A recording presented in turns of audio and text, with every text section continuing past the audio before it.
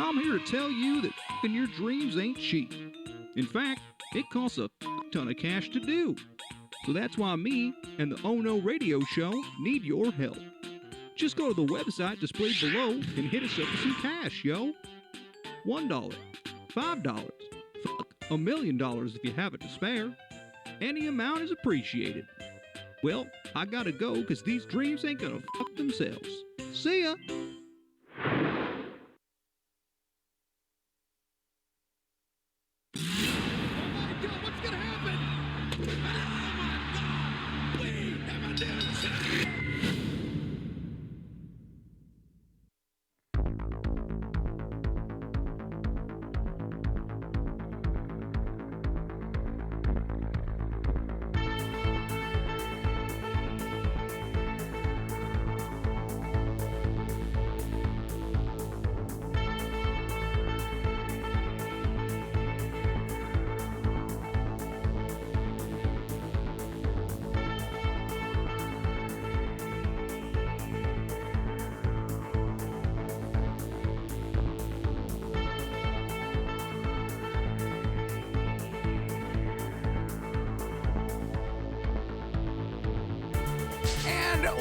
Welcome back to yet another edition of the Ohno Wrestling Podcast.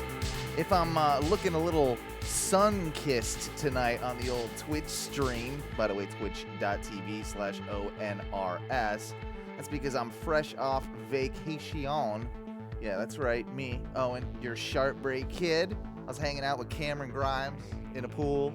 You know, oh yeah, we were hanging out, me and Cameron, we were hanging out in the pool, down with the rich people down in St. Pete. Like, we were hanging out, because, you know, that Doge, to the moon, baby, to the moon.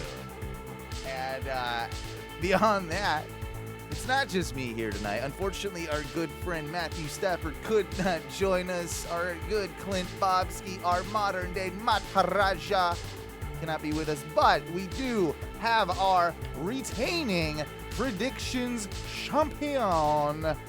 Ladies and gentlemen, Duncan, the king of bong style, is with me tonight. How you doing, Duncan? Buddy, let me tell you, I am doing just fucking bendy. Good to hear. Good to hear. Yeah, you, I think you retain your championship within, like, the first 30 seconds of Backlash or something? Yep, like, pretty much.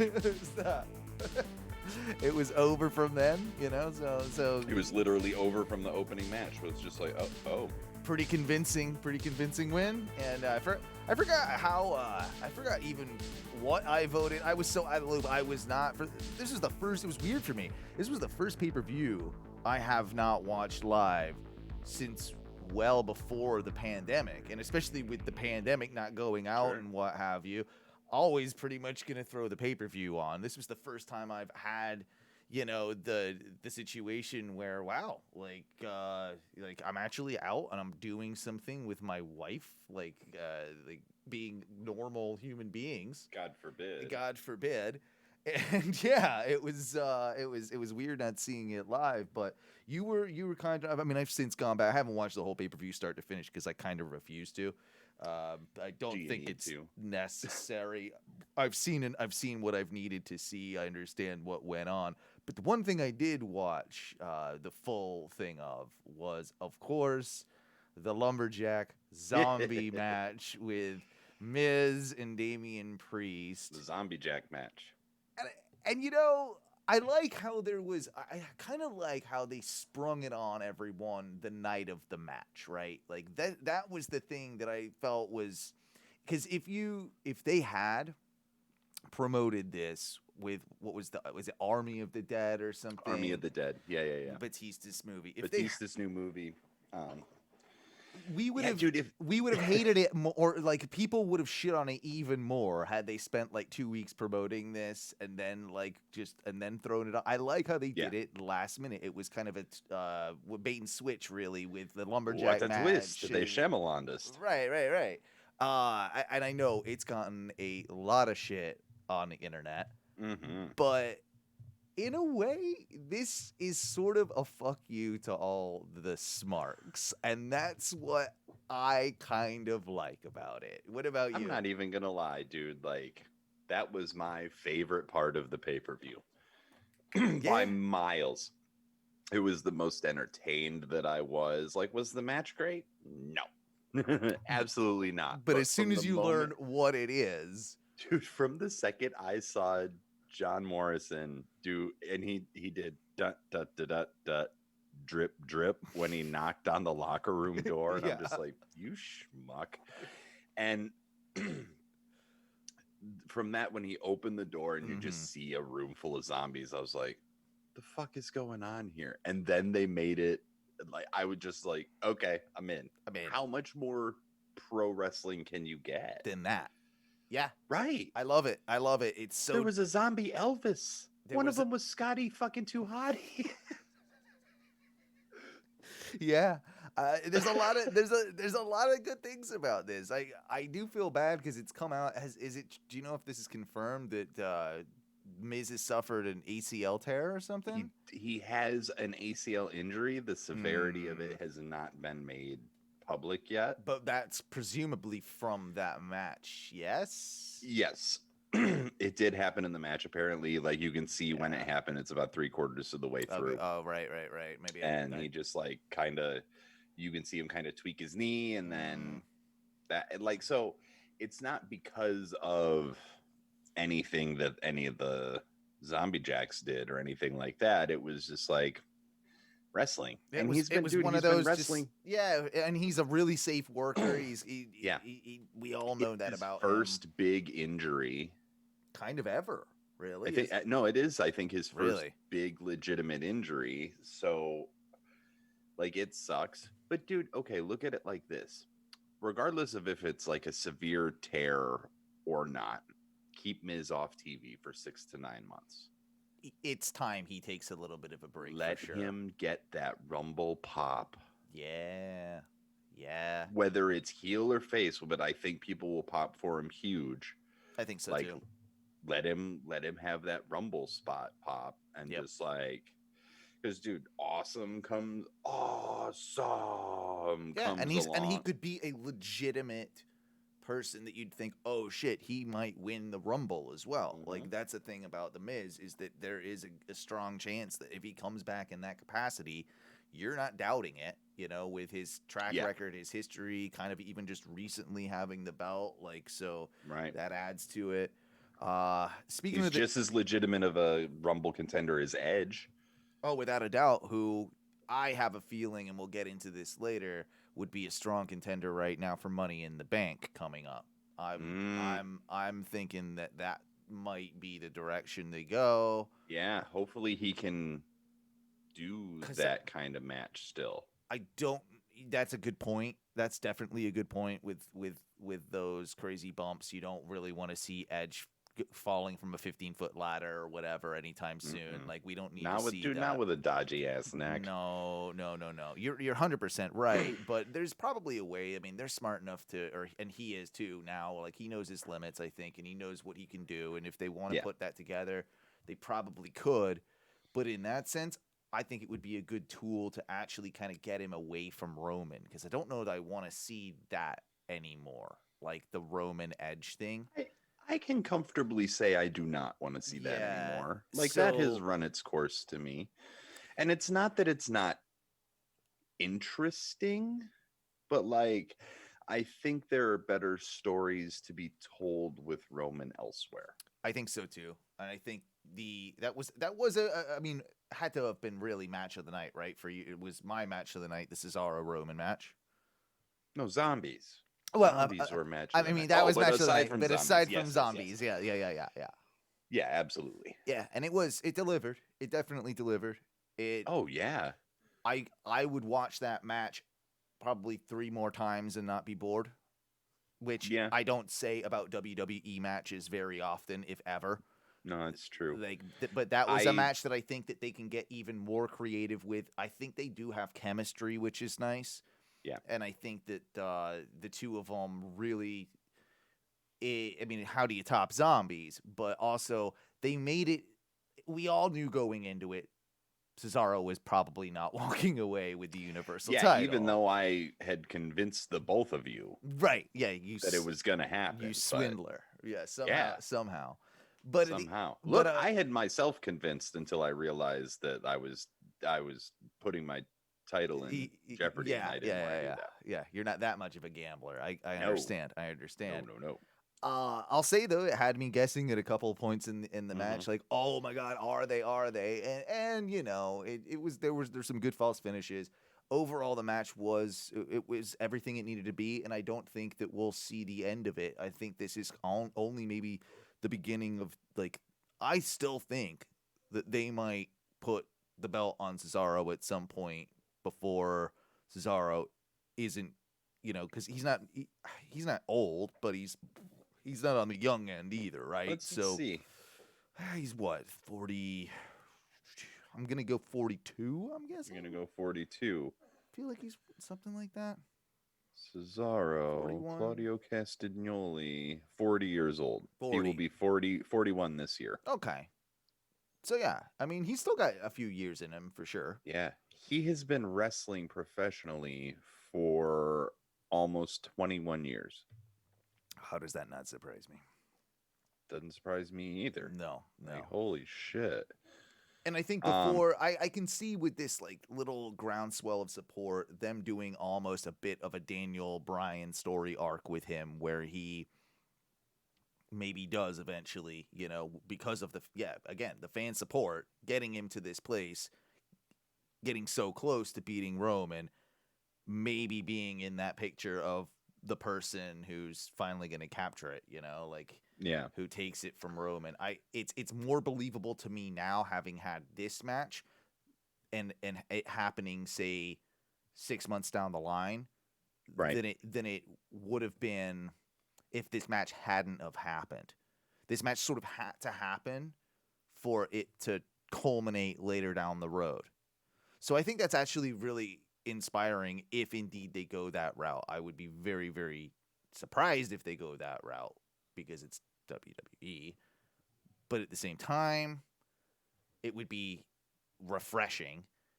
Other than that, I mean, there's so many weird opportunities, but so many that I just don't know that they pull the trigger on. And it's so weird because that's what I think is very hard to decipher with WWE right now, is like, I don't even know who you're behind apart from like a couple of main dudes. Right. Like, we know they're behind Roman. We can see that they're pretty behind Lashley at the moment. Yep. You've got your staples like your Miz's and your Flairs and your, like, obviously Your Charlotte Flairs. Yeah, obviously. your Charlotte Flairs, and and even like they're behind Bianca and but moving like forward, especially like in my mind in the men's title picture. Like, are we just gonna get like more Randy? I mean, is Randy gonna be back in there? Well, okay. Are you talking about for world title or are you talking about for Universal? On both sides, it's interesting. Okay, well, yeah. because- Okay, so let's start with SmackDown, right? We'll start with the Universal. And we've got to assume there's a draft coming up in the relatively near future as well. I mean, yeah, but when? They probably want to have fans back with this roster, these sets of rosters for now, and then do something after a couple of months. Yeah, I mean, would and they're guess. back on the road in July. Back on so the road. They can sell tickets to a draft, as terrible as they are. Never buy tickets to a WWE draft show. don't. They're Matthew will boring tell as you. yeah. Matthew will tell you they're boring as shit. But people they do actually sell tickets for some reason. Yeah, so probably. But do they do it? Okay, question. But does it happen before or after SummerSlam?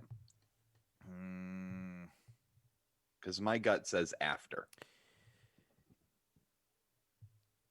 Before Survivor Series, in between SummerSlam and Survivor Series. I could see that. I could see that being like a yeah. like a September, October thing, like because they've done that in October in the past. Yeah, it was weird. They've done it before where they had Survivor Series and it was like brand warfare. And like 2 weeks ago, like that person was Yeah, on they one weren't show, even on that like, brand. Yes, yeah, exactly. yeah. That's why it was stupid, and that's why Right. it'll be stupid when they And do it again. When they do it again, exactly. Right. Yeah. Okay. So setting aside that, Mm-hmm. working with rosters as they are. Mm-hmm. You figure they're already working on pulling Cesaro into this feud with Rollins. Yes. So, and tonight, Cesaro challenged Roman to a Hell in a Cell match. At Hell in a Cell. So I'm not sure if they What the hell is going on? well, it's SmackDown's on tonight. Well, I so- understand that, but also like the pay-per-views are all sorts of out of whack, right? Like, Oh, I mean, out of whack if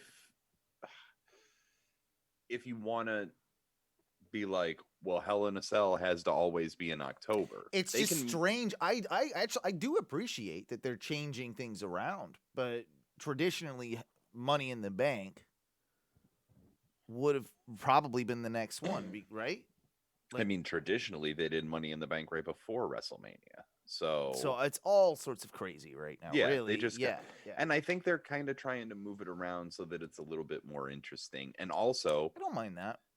God forbid that they would put Money in the Bank later in their pay-per-view roster so that they could perhaps, and I know that this is wishful thinking and I know that it's not true, but perhaps they could put some forethought into that storyline.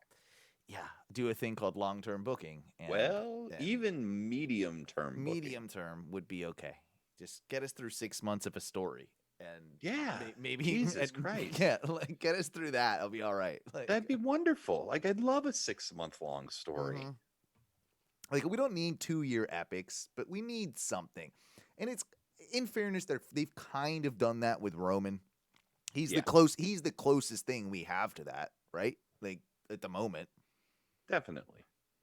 I mean, sort of with Lashley, but not in the same way. Lashley, dude, you want to talk about a long-term slow burn. Yeah. Like that's what Lashley is, and I do kind of love it.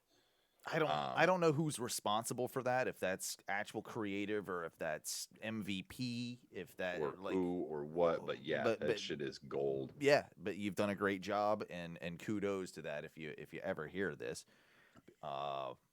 Right. We know you listen. Yeah. Well, they steal our ideas all the time. Well, but yeah, like okay, so who would you have right now? All right, I guess we're still sticking with the Cesaro thing, maybe with a Hell for in a at least Cell another match month, for right? Another month. Like, and I think a Cesaro Roman match at Hell in a Cell is great, and I think that if Jimmy Uso was going to pull the turn, that would be it. Yeah. Hell in a Cell would be the time. That's a good point.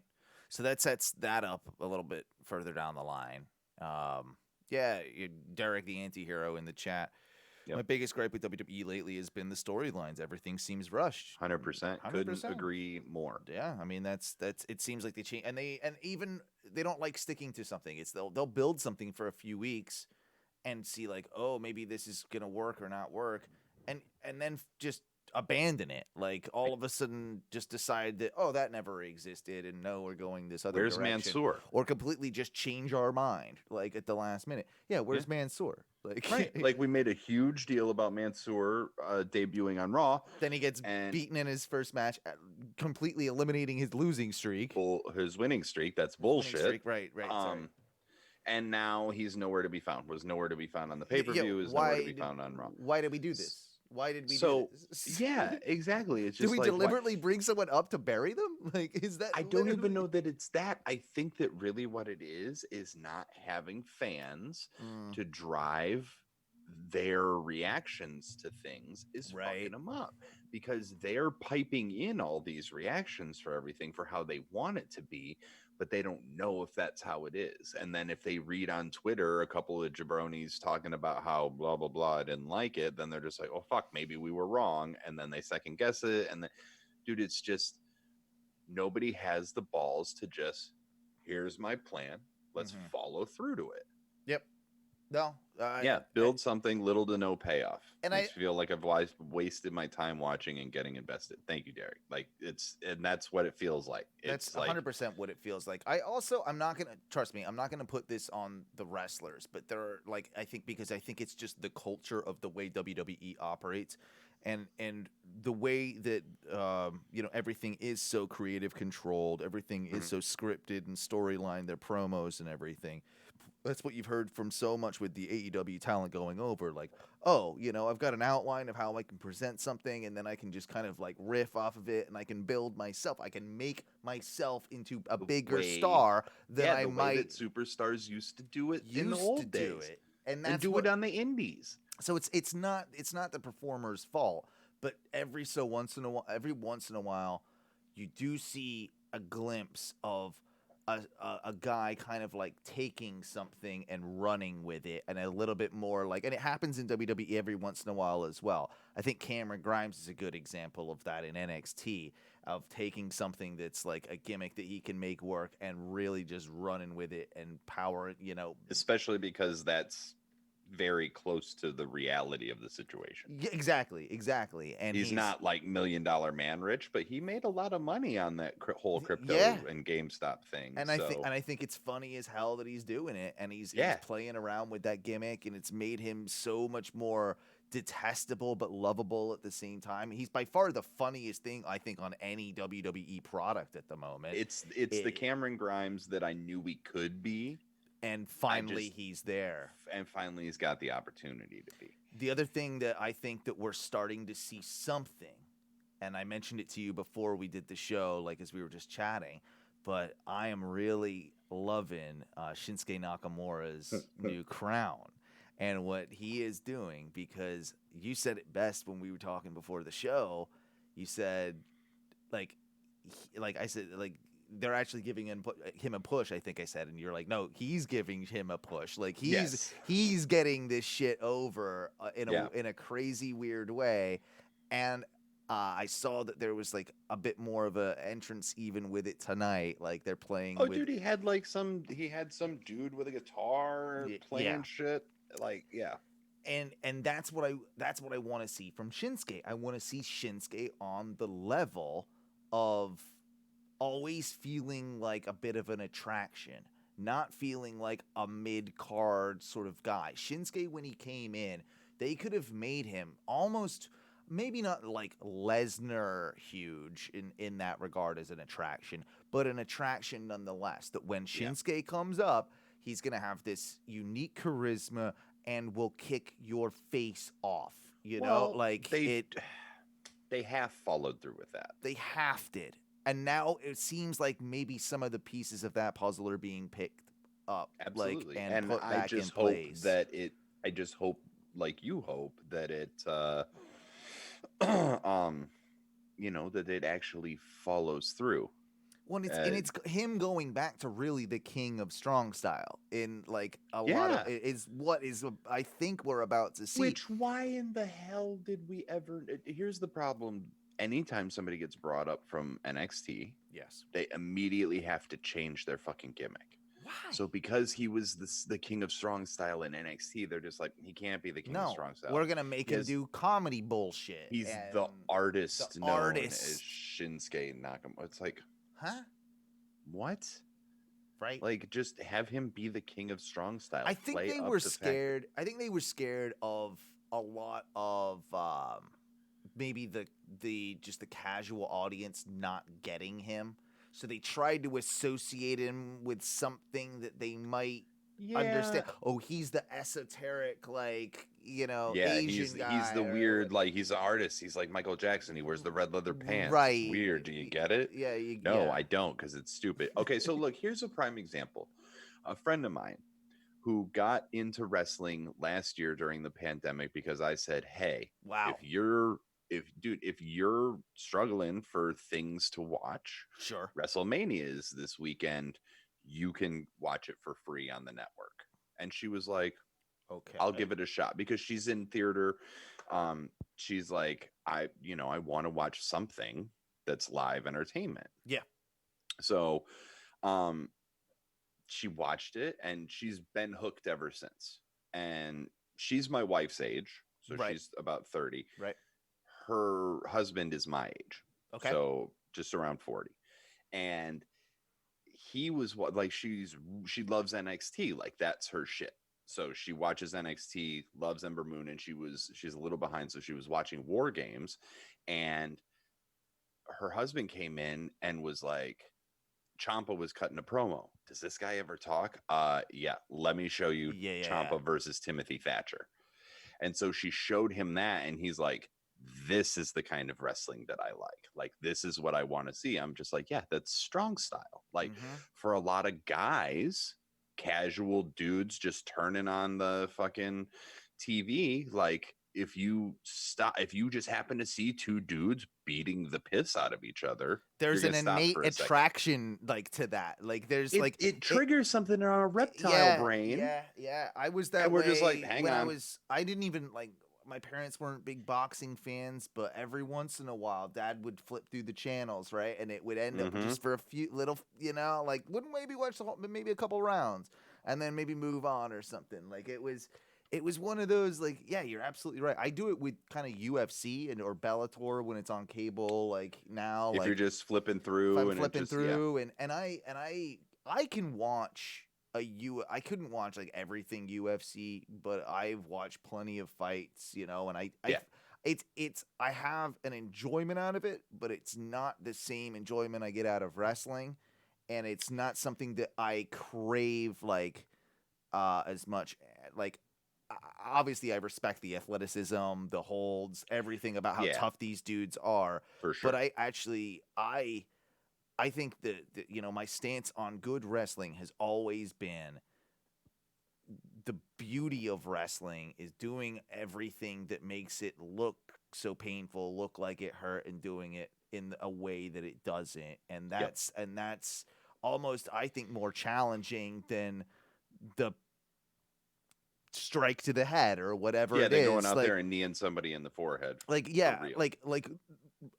being able to throw a perfectly fake punch and make it look like it absolutely, like, pulling that punch like perfectly where you don't hurt somebody, but making it look, still making contact, but I was gonna say a lot of those dudes, like Stone still Cold making was contact. famous for yeah throwing potatoes. We all know about the potatoes thing, and that's a thing itself in wrestling. That's for a unique discussion. But doesn't it actually take more talent to be able to do that than just actually full-fledged punch someone in the face? I think so. It's like taking stage acting to like the closest thing to stage combat, to the closest to real combat that you can be, while still being as physical as anything else. Like, I don't know.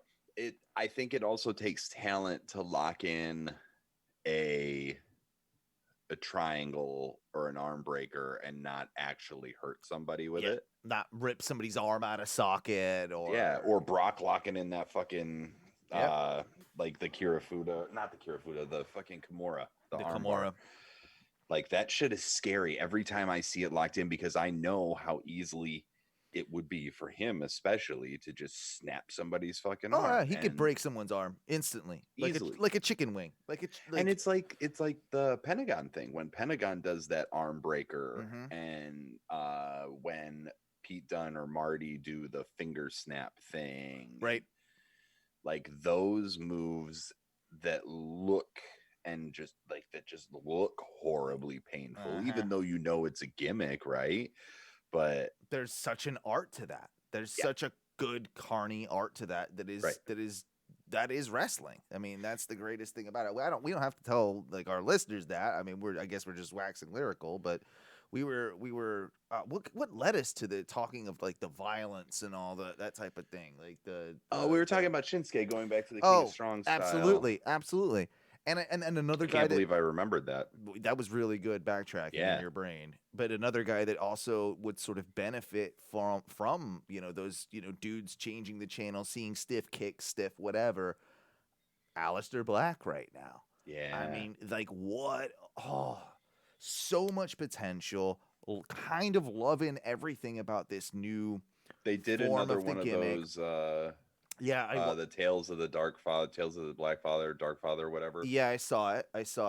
It's not. It's seemingly just kind of in the same place for me. Like every single one's a little bit sort of the same. There wasn't any exact revelations on the new one, but No, I don't necessarily think there's gonna be No, either. I no. think that it's more.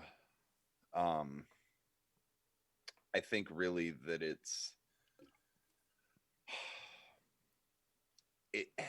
it's sort of about establishing layers and depth to his character. It's not necessarily that every chapter is going to be a revelation. It's that every chapter has that little bit of nuance to it, which is cool. which, yeah, and which admittedly may not work with a WWE audience. Works with NXT.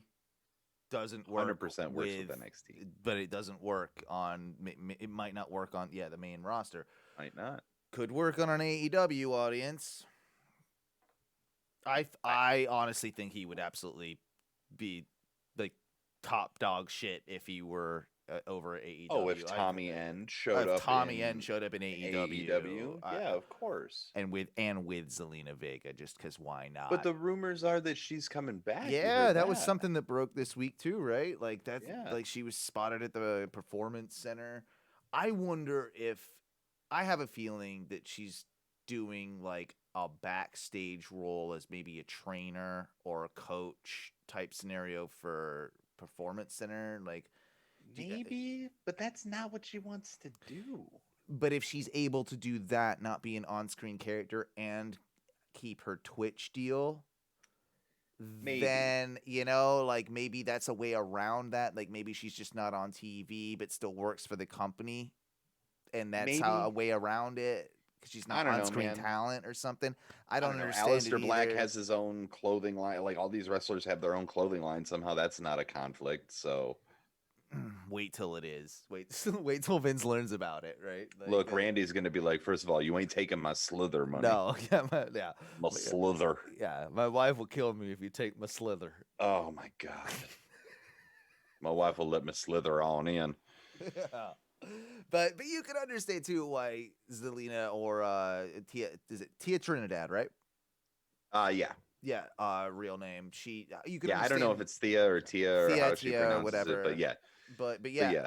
If Mrs. Aleister Black. Mrs. Aleister Black, you could understand why she would want to still probably be with the company in some fashion or form if Aleister Black stays there for a little while. So there's that. There's also the thought process in my head that went through when I saw that story about her being at the PC. Well, maybe it's nothing. Maybe she's literally visiting Aleister Black at work while he's training at the gym. He fucking forgot his lunch at home or something. Yeah, and I think he's at the most PC of the just working out or something. He could be, but I know that most of Aleister, because I follow him on Instagram, he has a home gym, so most of his stuff is done in home. Yeah, but he could be shooting a promo. He could be. There's all sorts of shit they could be doing. Like she played. She played AJ Mendez. She played AJ Lee. That's right. In that fighting the Rock movie, Fighting with My Family, with The Rock in the movie about Paige. Yeah. So surprisingly okay. Yeah, surprisingly actually, okay. like, I mean, it's got The Rock in it, and it's just like, how do you do this? How do you Vince make Vaughn these bad is the movies worst good? part of the movie, really. And that's saying something. I don't hate Vince Vaughn, but I love Vince Vaughn. He's just kind of like okay, this guy's never. I don't know. Did you get that vibe? Never watched a wrestling match in his life. I'm thing, like, you have no clue how wrestling works, do you? Yeah. Maybe that's the writers, maybe not him, but there you go. But sorry, I just interrupting. But what were you saying? No, I was gonna say, like, it could be something like that. Like, you're right, it could absolutely be nothing. And these things do happen. Like, people jump to conclusions, especially in wrestling journalism, as we know. Like, no, never, ever. It wouldn't happen. There's entire YouTube channels devoted to it. Well, let's speak about what we do know that happened this week. Quite a few releases. Oh, that's right. Yeah, quite a few releases. It was the NXT version of Black Wednesday. Yeah, it was. But this is probably the wrong way to put it, but I'm going to say, thankfully, a couple of these were justified. Specifically 2 of them. 2 of them were very justified. A couple of them I was actually really shocked about. Let's talk about them. Let's start So- with the first, which is the most obvious that people are going to want to hear us talk about, I'm sure. Velveteen Dream. Oh, Um, yes. it- Yes. It's something it's something that we've discussed plenty of times on the show prior to this. I think we both agree, Duncan, that we're shocked that it's taken this long. Exactly. How is it taken this long? How is he just recently, as I think last Monday, seen backstage at Raw? That's what I'm saying, dude. And everybody's like, is he going to get called up? Is he going to be a Right. thing? Like, That was talk like last week. Like Yeah. that was all the talk, and we were like, what the fuck? Regardless of how the legal case is being handled, the fact that even WWE tried to maybe let it blow over is astonishing to me, with how that they typically deal with PR situations like this, because especially when they like canned Jack Gallagher immediately. I mean, there was a host of them with all Yeah. this speaking out. They were just like movement. boom, boom. And now and it also leads me to believe the Austin Theory, or not Austin Theory, God damn it, Jordan Devlin. Yes, yeah. I think that them taking the Cruiserweight Championship off of him finally, officially, and because he got caught up in all of the whole speaking out stuff too. Mhm. So I would not be surprised if he's on the short list coming. If he's on the short list, yep. Yeah, and with Dream too, it shows you how much like they really probably did want to keep him, like because they Dude. it's because of the potential. You could see Yeah. that they were just trying so hard to like maybe, just maybe, we can get through You're this like, and get out of like, this. look, it's working for Riddle. Just right, dust it to the side or what Yeah. have you. I think they were gonna go that route, and everybody. I think in the end, maybe something. Well, maybe we'll find out something more that maybe is more developed in the case. Who knows? That's not my place to figure it out. Right? That's law enforcement's. That's like their job. That's not. We're not a crime podcast. And I'm not even going to say I'm going to judge him one way or the other. I'm just going to say that I'm surprised it took this long for WWE to react on it Accordingly. and probably something they should have done a while back. I mean, you think about how quick like they ditched Enzo too when those allegations. Dude, and then came Enzo's out. Allegations got proven to be false. Completely false. Exactly. Like how he didn't sue the shit out of him. That's the thing.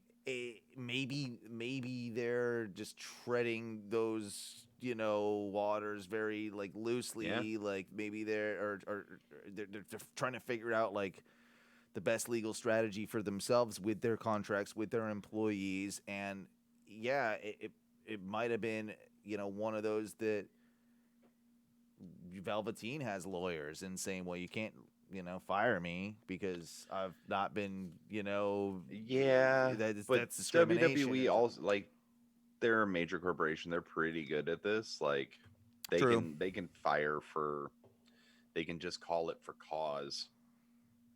And you know. it is all 1099 at the end of the day. Right. It is all So- that. So I mean, and that's the thing is like, are they independent contractors or are they employees? well, again, So that's a whole podcast to itself, and It is, We it know, is. but it really isn't actually. It's actually just a 2-second conversation. They should be considered employees and aren't. That's absolutely. Absolutely. That's really Because the what it fact should that be. they- But if you're injured in the ring, you will be taken care of by the company. Like if you know what I mean, like WWE will take care of it, but if you're injured just outside the door, you're on your own. You know what so in fairness to them, the one little bit of fairness I will give to WWE is I do know that even their entry level, you still get paid enough to be able to afford your own insurance. well, of course, but It would be nice to maybe have a company, Yeah. policy in that type of situation. It absolutely would, and it's not that they don't employ enough people that they could do it, and they give insurance to their. Well, they do it for the actual employees in the office yes, behind for the the office scenes. workers The office, and they the- have it for that, yeah. but they don't have it for the actual wrestlers. That's the part that I think is, if they didn't do it like across the board, it would make even more sense to me. But Yeah. obviously you can't But run the a fact that company they like have that. the But capability. they have the capability to do it. And AEW, you're guilty of this as well. Oh, 100%. 100% guilty of this as well. So I don't want to, let old Tony Khan off the hook. No. One guy that was finally let off the hook. Jesus. I just call him the QAnon ref. I don't want to really even say his name. He was the one that they finally let him go. Finally let QAnon ref go. QAnon ref go. Finally. Dude, and also, like, not this crazy fucker wasn't at last week's NXT because he was down in St. Pete. Yep. Wearing NXT corporate shit. Yep. Going on crazy anti-mask QAnon rants at some sort of city council meeting. So he did it in a ref's jersey on a Zoom call. He did it in his ref's fucking uniform on a Zoom Seminole County public hearing, and went and cried about how, like, they're eating children and all the things. no, we're not. Look, man, like, look, here's the thing, and I don't like to get earring just fell out of my head. I don't like to get political, but when it comes down to it, I just want to say, as somebody who is very close with Satan myself, like, we don't eat babies. No. We don't eat kids. Like, we don't drink blood. There's no, like, you got this shit all wrong. It's like, really, we just like to, not be bothered. I'll have to read more into it as well, because there's I don't know, I think it seemed like a pretty clickbaity story, so I didn't read through it, but someone's kind of saying, and I think we might hear more about this in the coming days, how it was, like, very difficult to fire him for legal reasons. That was basically the headline. Like, it took, like, a long time, I believe that, for them to justify a case to, like, I think they had to prove kind of a mental. Well, they had to prove that he was creating an unsafe or a hostile work environment. They probably had to they had to do it as, like, a mental health thing and, like, something. Well, in that I realm. know that several wrestlers, including one of the other released wrestlers, like EJ, yeah, I had that in my notes. You mentioned that earlier. Yeah, so he's friends with Reginald. He's friends with Ricochet. He's part of their their TikTok thing that they set up. Right. He's the third guy that everybody's like, who is this guy? See, I don't know anything about that. I don't know. Former college football player, former bodybuilder, He's not the one they just put with Swerve. No, that's AJ. Yeah, that's AJ. Okay, AJ, I'm getting that's what it is. It's AJ and EJ are two different things. Yeah, okay. My brain was doing AJ Francis Hit Row. Because I was about to be like, "What? You kidding me? They just put him in that thing. No, He's on that show." EJ Ezra Judge, dude, and he looked like he was cut out of marble. Like, he had the look that Vince loves, and just the fact that, like, it was very surprising that they cut him loose. But apparently, a few weeks ago, EJ had to be restrained from beating the fuck out of Drake backstage at NXT. Because of the shit that Drake was talking. Drake and Maverick? No. Drake Wirtz, MAGA ref. Oh, MAGA ref. Okay, yeah. Okay. Gotcha. So he and also it was one of the final kickers was Triple H was doing a speech backstage before In Your House.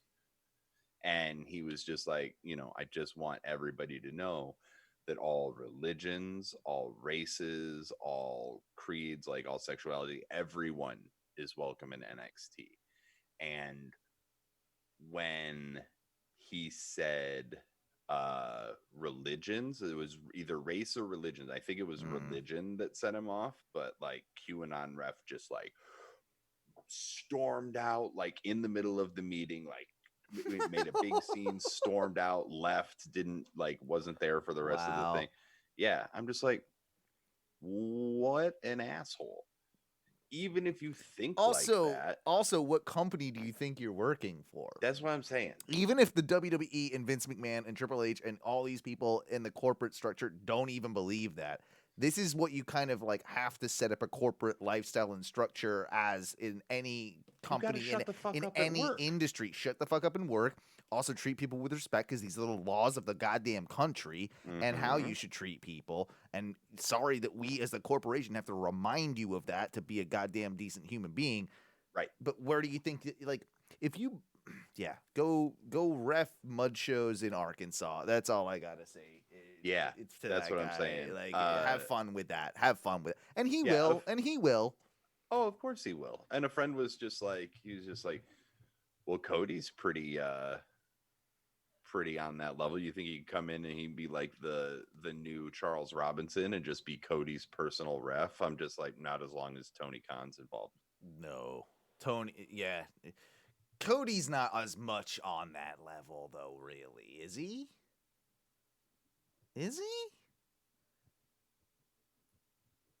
All right. I don't know. Maybe I'll have to... You're saying he's a little MAGA, a little... Oh, 100%. Yeah. Yeah, there's no way he is not. Like, he has gotten in trouble for his I'll be honest. media. I'll be honest. I've never actually thought of it like that, really. It's because when I was on the hellscape of Twitter, like, dude, anything you like is public record. Anything you comment is public record. Like, right. So you see what people are liking, disliking, and then other people bring it to the forefront. Right. So when Cody's liking things that maybe, okay, all right. I mean, and this isn't a political show, so we shouldn't. No, absolutely not. It's just really like get into that, but yeah, absolutely. We will switch. Sorry, go ahead. Sorry, finish the thought. No, I was gonna say, like, some of those. The big picture that I want to take from all of these NXT cuts, minus QRef and Dream. Yeah, quick shout out to Alexander Wolf, who I always liked. He was a part of Sanity, right, for a little while. Part of Sanity, and then he got shipped back over. Yep, and then got shipped back over to I believe he's been wrestling in NXT UK. I want to say he's Belgium. Maybe I think Belgian, something like that. I can't remember where he's exactly from, but he's from over there. And I did find, I don't have the exact quote here, but his tweet was interesting that I read, and it was something along the lines of, they told me that my release was due to budgetary constraints due to the pandemic, blah blah blah blah blah blah blah, and obviously we've seen the reported earnings and like their actual growth and profit over the last couple years, and he makes especially over last year. I thought he was really cool about it though, and he's just like, he's pretty much says like, so yeah, that's obviously kind of bullshit, but at least they gave me a reason. Right, like he was kind of like tongue in cheek with it. Like, at least they gave me a reason. That's better than a lot of people get. Yeah, and at least he kind of needs that, especially in a time when he's getting released with guys that are accused of like heinous crimes. So like to just put a like label on it so that maybe an employer down the line doesn't think that. Oh, maybe all these people. He's lumped in with all of that. Like, hey, he's at least got a reason, and it's nothing to do with that. And I can see that guy being able to pick up plenty of indie dates. He was always very good in the ring, and I thought had a cool look, and I thought there was actual potential there. He struck me as somebody that I would have put Luke Harper with, or Bray Wyatt with, or like. He had this kind of just like vibe about him, which was like tough Viking sort of thing. Like, I don't know. I mean, like, could have, there was a lot they could have done with it. A lot. and- I mean, throw him with Alistair, right? I mean, let's be real. If you wanted to go yeah, that or route, like, but... dude, they brought the. Here's another case of WWE is just like, oh hey, we have these wrestlers, we're gonna showcase them. They brought the Viking Raiders back a couple weeks ago, and where are they? Oh, they do it. Yeah, why? We're just gonna All the bring them time. back. We're gonna make a big deal. They're gonna be on 2 episodes for 2 weeks, and then we're not gonna then show them or put them in anything that's like even remotely a program, so that we can expect when they come back. Oh, they're gonna be feuding with the Street Profits or whoever the Right. fuck you want to, like Dolphin Rude or whatever you want to do. There's nothing that has built Dolphin Rude. Dolphin Rude, yeah. The Dirty Dogs. Oh my god. The Dirty Dogs. Why are they called the Dirty Dogs? It's because they fuck your mom. Yeah. Michael Cole, like, they're banging your mom. Like, that. Michael Cole. They're banging all of our moms. They are. That's a fact. That's what by they the way. do. That is what they do. And you know what? More power to them. Yeah, I'm not even mad about Not it. even mad about it. Like, they're the ones that come through in like this shitty like C-level band that plays your local bar for a couple nights, and they just like bang everybody's mom in Bang the all course the of 48 moms. hours. Yeah, yeah. Do you want to switch gears to a little bit more AEW talk? Because Sure. I'd like to for a second. And you know how much I like AEW. I tend to watch it every week. These last 2 Dynamites have not been very good. There have They been have good. not. There have been good parts, but there have been some atrociousness, or just atrocious things in between. So last time we did a show would have been before. We haven't done a show in 2 Dynamites, is I guess like the way that we would Yeah. put it, right? Yep. So we didn't do a show. We haven't even talked about the champagne spraying incident with the Inner Circle and the Yeah. Pinnacle. Yep. The whole, like, I guess paying, homage to, the milk truck, the beer truck. Yeah. the But whole- doing it with a little bit of the bubbly or a lot of bit of the bubbly Right. in that case. I hated this in so many ways. It looked terrible. First off, you could see when they did the shot, you could see Jericho peeking his stupid head out of there's a shot through the back, Mhm. like, and you could see, like, stupid Jericho's, like, trying to duck down, and he, like, camera fucks up. By the way, production crew over there, whatever you're doing, like, get it together. Could you please? Could you get it together? Jesus fucking Christ. Like, could you figure something? I yell Bryce every time because I have a friend that does work over I there, know. and he's nothing to do with any of that. But sometimes it might be. I still think I've caught a few of his blunders. But either way, like, if they're anything like Bryce, all the people over there are probably just stoned out of their gourd and not doing their job, and that's like, I mean, it's a bit like us. But at the same time, we still got our jobs done. Well, let's be honest here. Some of us are fucking professionals. Yeah. But okay, so the whole that's a good one. The whole thing with, like, the truck and the, like, I don't know. Dude, it looked so bad. It looked terrible. Because first of all, like, it was Sammy firing it, right? And it all was all, well, he was firing it, and, like, the thing didn't really, like, someone else was turning probably a nozzle behind the scenes. But it's still like he was gimmick- overshooting right, and yeah, undershooting, yeah, and it's just like Sammy, just get him. Sammy weighs 106 pounds. He can't fucking control a fire hose. Yeah, Jericho should have been up there, really, but he has the bad arm, which I guess is legitimate, or they're So claiming is have legitimate. Jake Hager do it, Jake would have been better, but and have with Sammy just going, yeah, like, behind him or whatever.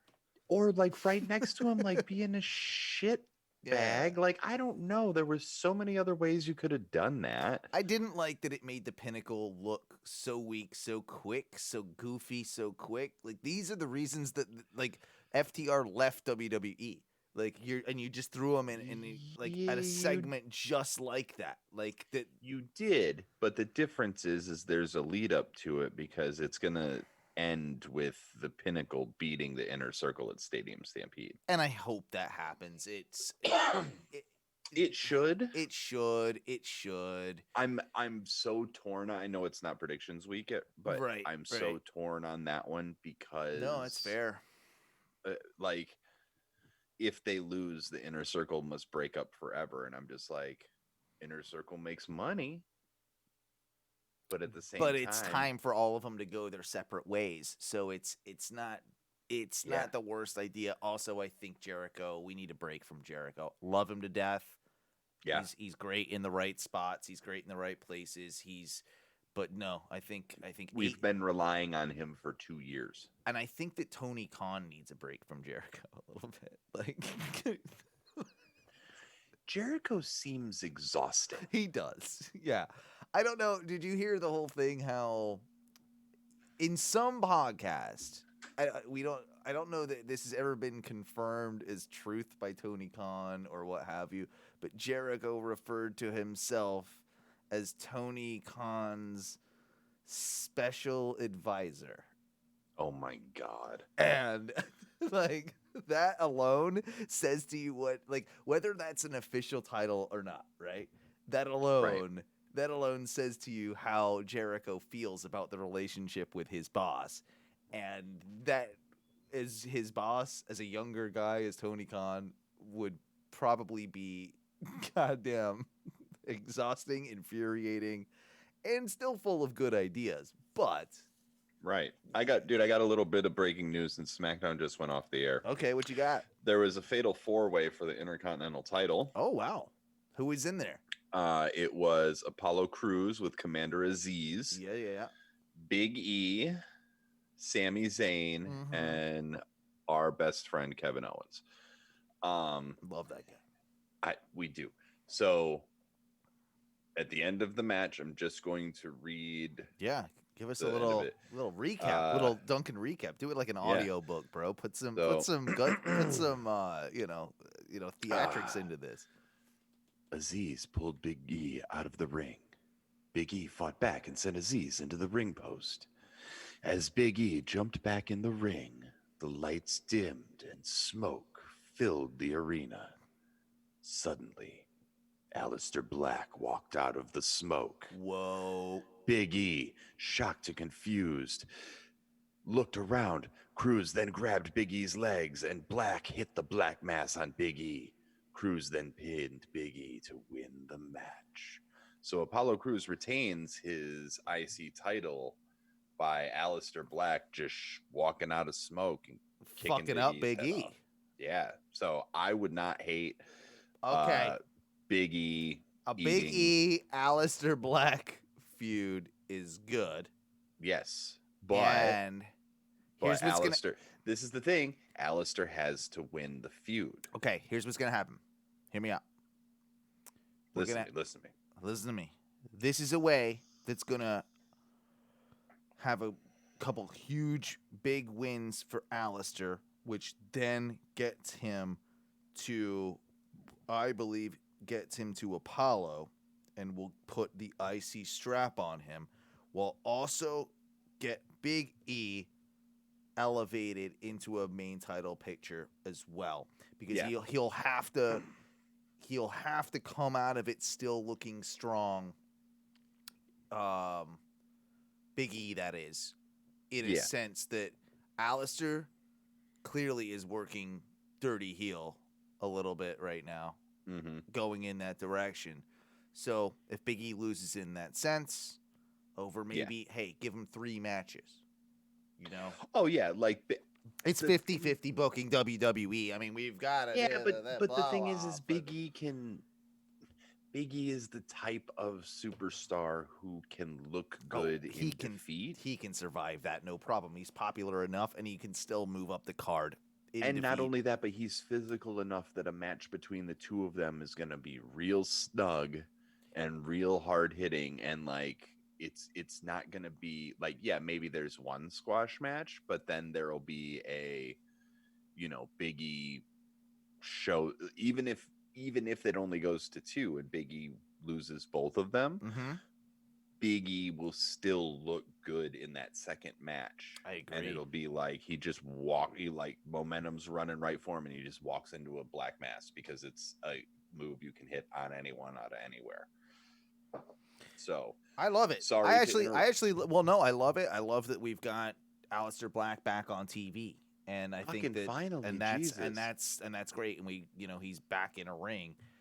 We don't ever do this, Duncan, but do you mind if we take just a quick 5 to 10 minute break and come back? Is that okay with you? I mean, if that's what we need to do, we can. Yeah. Well, I gotta pee real quick, and I just I need to. I'll talk to you about it off air. I need to do something. Man. I need No to worries. I need We to do can take- something real quick, and then we'll be Take right a little back. break ski. Yeah. I'll leave.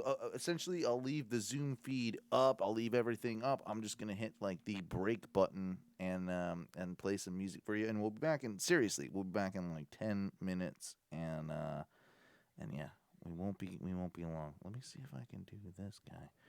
I think I can do. See if we this can make guy. it happen. I can make it happen. Hopefully that loops. All right, I'll see you in just a couple minutes. 1 second, I'll throw this guy on. How about Disco Heart?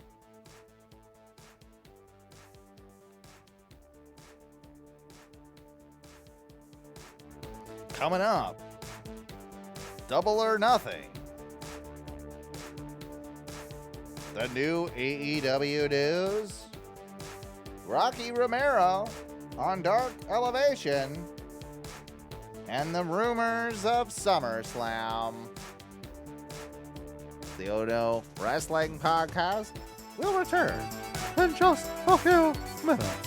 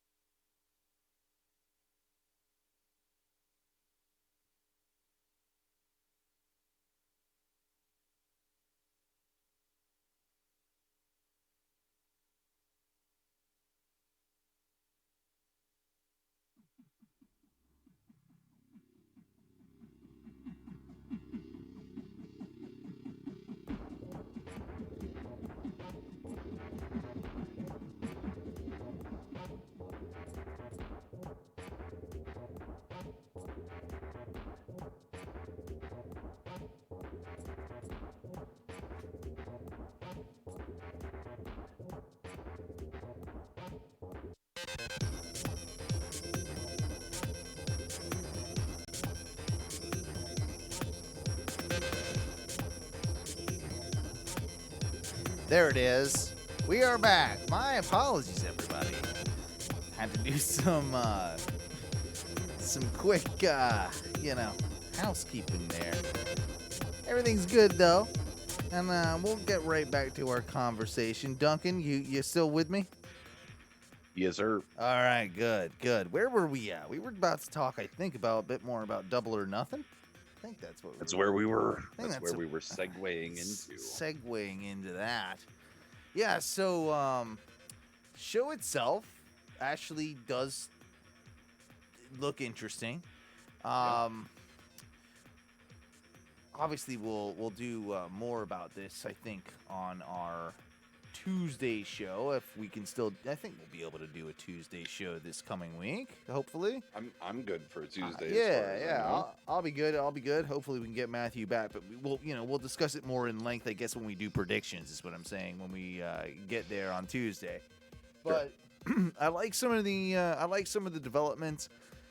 I don't like. And this is just a bit, like I've said this for a few weeks now, I don't like kind of how it feels to me that AEW is just all of a sudden becoming a little bit too predictable with certain things.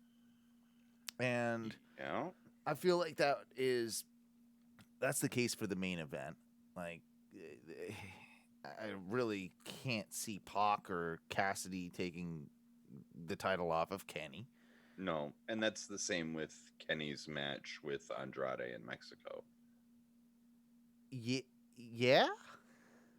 That one might be a little... I would be more open to guessing that Andrade would win that. Like, I would...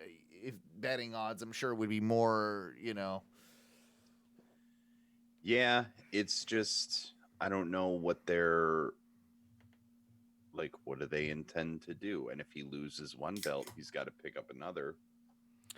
Which is possible as well. I think he can pull that off. I don't think that that's necessarily the I don't think it's necessarily out of the question either, but it's just like, whose belt?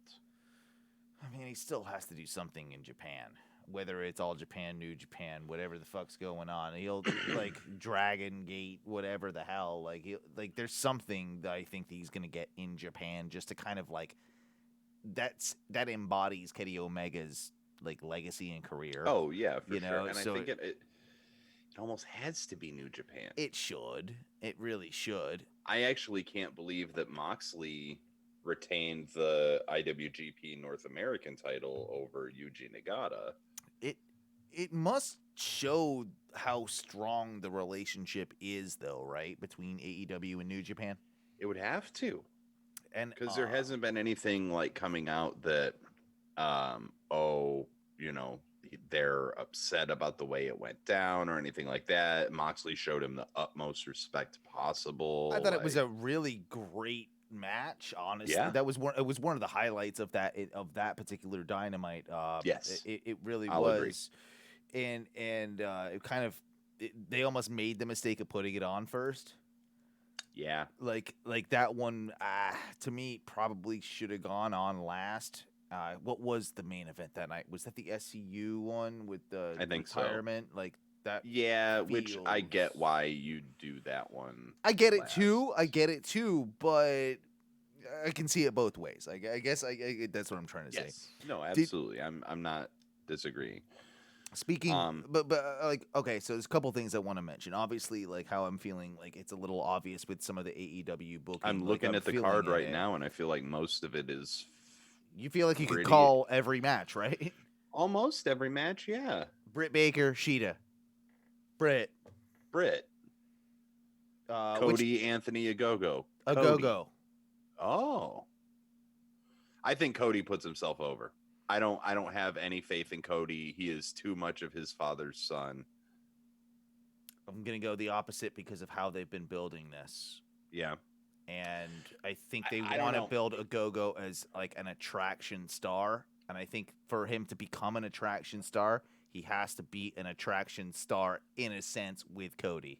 I do agree with that. I will just be very surprised if Cody goes over. Doesn't go over. That promo that he cut a couple weeks ago was dog shit. I guess he's trying to just get the American Dream like copyright, name, all that stuff, right? Like that's part. I mean, of I what think he's he already has it because Yeah. he's now going by the American Dream. This is an interesting, like, the way that they're doing this is dumb too, because I'm not sure you should be building a foreign heel out of a British guy right now. If you're AEW. Right. Especially if you're AEW, where like a lot of your audience are Brits, like, and a lot of people, like, there's a huge support there. Like you'd want to build a Go-Go as a face. A face. You could still build him as a heel. That's fine too, but that's maybe not include the. I don't know. I don't agree with including the nationalism, like that whole thing that's in sort it. of and that's another reason why I'm just Why like Cody's gonna win. Why he would win, right? It's an Dude, interesting it has one. so much WCW written on it. And I love kind of the way that they have built a Go-Go. I think that, like, the way that, like, he do you see that, like, he's got his, like, big gut punch thing, and then I saw him wreck Austin Gunn. Dude, the one he did to Austin Gunn was like I don't even know how you describe it, to be honest, because I'm not a boxing guy. It looked like some shit out of Mike Tyson's Punch-Out. It did. And that right there, like, almost solidifies him as I would compare him to Balrog in Street Fighter 2 Turbo. Yeah. He's like he doesn't have a lot of moves, but if he gets you with the right punch, you're fucked, right? Yep. So and that's what I think they're maybe setting up for Cody, is that Cody out wrestles him, it makes him kind of look like a chump, and then he just catches him with a lucky fucking, like, one lucky sucker punch, one lucky thing that he can get, and I that's mean, it. It could do, honestly, because Brandy woo dabs. Because Brandy is about to pop any day now, I guess. And that would what it looks like. Be a good way to write him off TV for a little while. Yeah. So we'll see. I don't know. I feel like Cody is just such an egomaniac that he could absolutely be that one guy. And that's I just, like, dude, no, I don't feel like. I don't know. What do you like? Why? Like, what does that do? Like, that doesn't seem like a smart booking decision. No, like, but I mean, right now for the Bucks to win makes sense, right? Like, I can see the Bucks, retaining their belts against Moxley and fucking Kingston. I can see that happening. I can also see the belts changing as well. Like, I can see it both ways. But in a storyline process, I don't mind if either one of those win, because that works. With Cody, I don't know what's to gain with having him win. Cody's But dude, Cody. like, I know, and I agree, but also that was the same argument about so many matches that Dusty won. It's just like, why did he need to do this? Why did that need to happen? Just like, because I'm in charge. It's just big dickin' type scenario. Yeah. Right. Dude, and I don't know who could possibly be doing more big dicking in AEW than Cody. Because it's not Kenny. Kenny's pretty mild mannered, I would assume. And yes, the Bucks have, like, their say and their place in it all, of course, and they play the gimmick that they play. But deep down, I think they're probably they seem like pretty humble people, really. I mean, they don't drink, they don't do drugs, they're family guys. They're businessmen by all means. They are businessmen, but they're also like. But they tried to set up. I think the whole idea was that they set up a pretty ethical company, like that. Why the Tony Khan agreement worked out. Why they kind of were able to build with each other. So I see that. What else is on Double or Nothing? You got TNT match. Is it Archer MIRO confirmed? Archer MIRO, yeah, confirmed. Which I guess that maybe that one is a little bit more up in the air for me, but it feels too soon to drop the belt, right, with MIRO. But then again, that would actually be a smart move if they did put it on Archer. That would actually be a very intelligent move. I think so too. And dude, I don't know what it is about MIRO is just not hitting with me right now. Okay, it's literally in my notes. Have they turned MIRO around? And it's only been in the last like 2 weeks.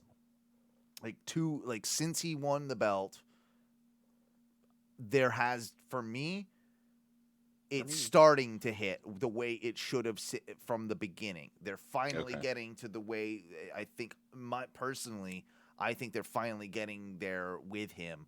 I think you can have him drop it at Double or Nothing to Archer in kind of like maybe a bit of a schmoz with Kip Sabian maybe involved. Didn't he just have surgery though? Injury with his shoulder, but you could still do something. He's in a sling. You can you can figure something out. But then you got Jake the Snake there too, right? So you can easily have the belt change hands to Archer, and then have. I wouldn't mind a decent 2-3 month feud with Archer and MIRO. I feel like you can. I feel like with the two of them, you can do that. I feel like MIRO probably comes out of it on top after, but it also keeps Lance Archer in a bit of relevancy that he sorely deserves and needs, if I'm being honest. You're not wrong.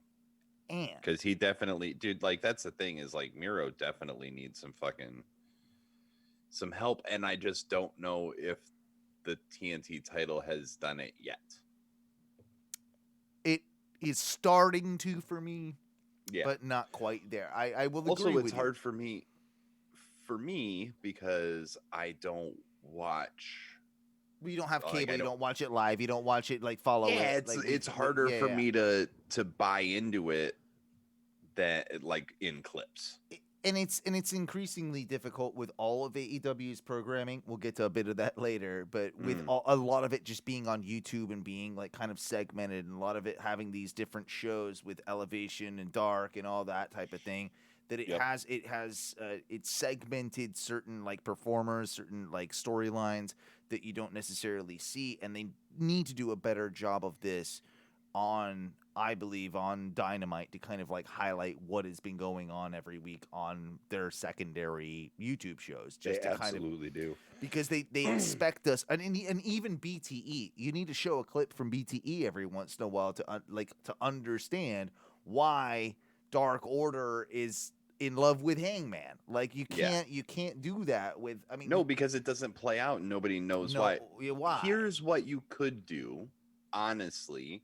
Do you remember back in the day when WWE had like the Saturday morning recap show? 100%. It is just like an hour long, no real matches on it, but it's just like this happened, like little 5-minute blurbs about this is what happened on Raw and this is what these storylines are doing, and it just like a recap. Even if you put that on YouTube, it would work.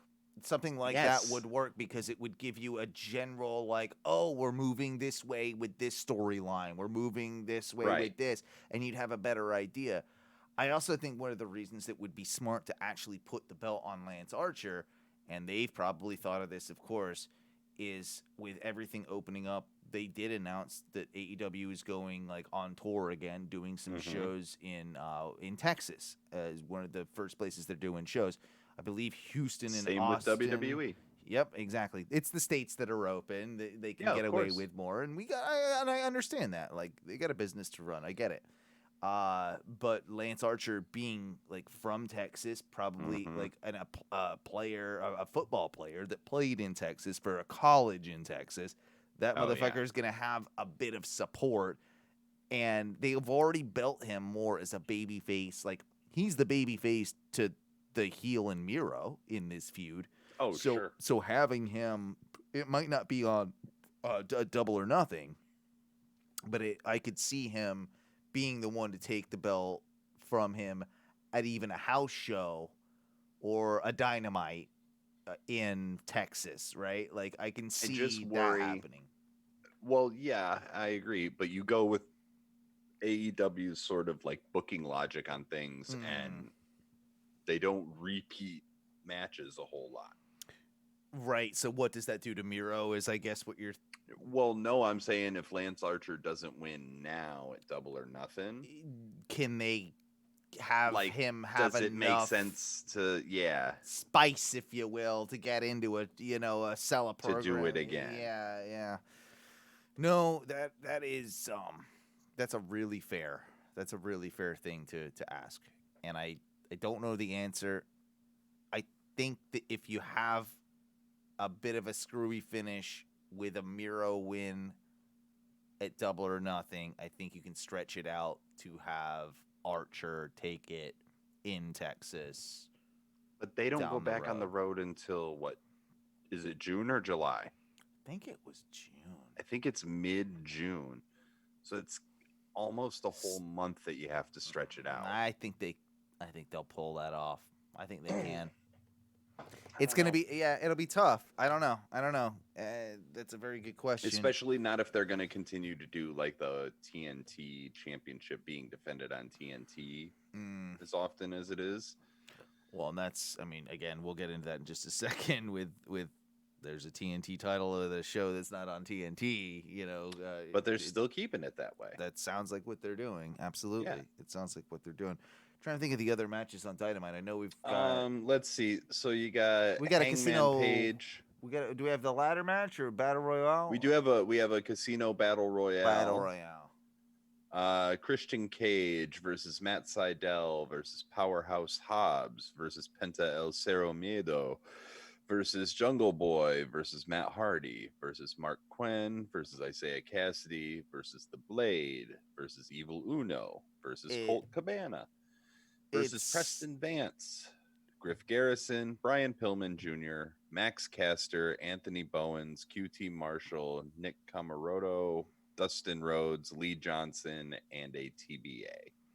It'll be fine. It'll be one of those matches. It'll be a little crazy, but to me, there's only one possible winner of that, and it's Christian Cage.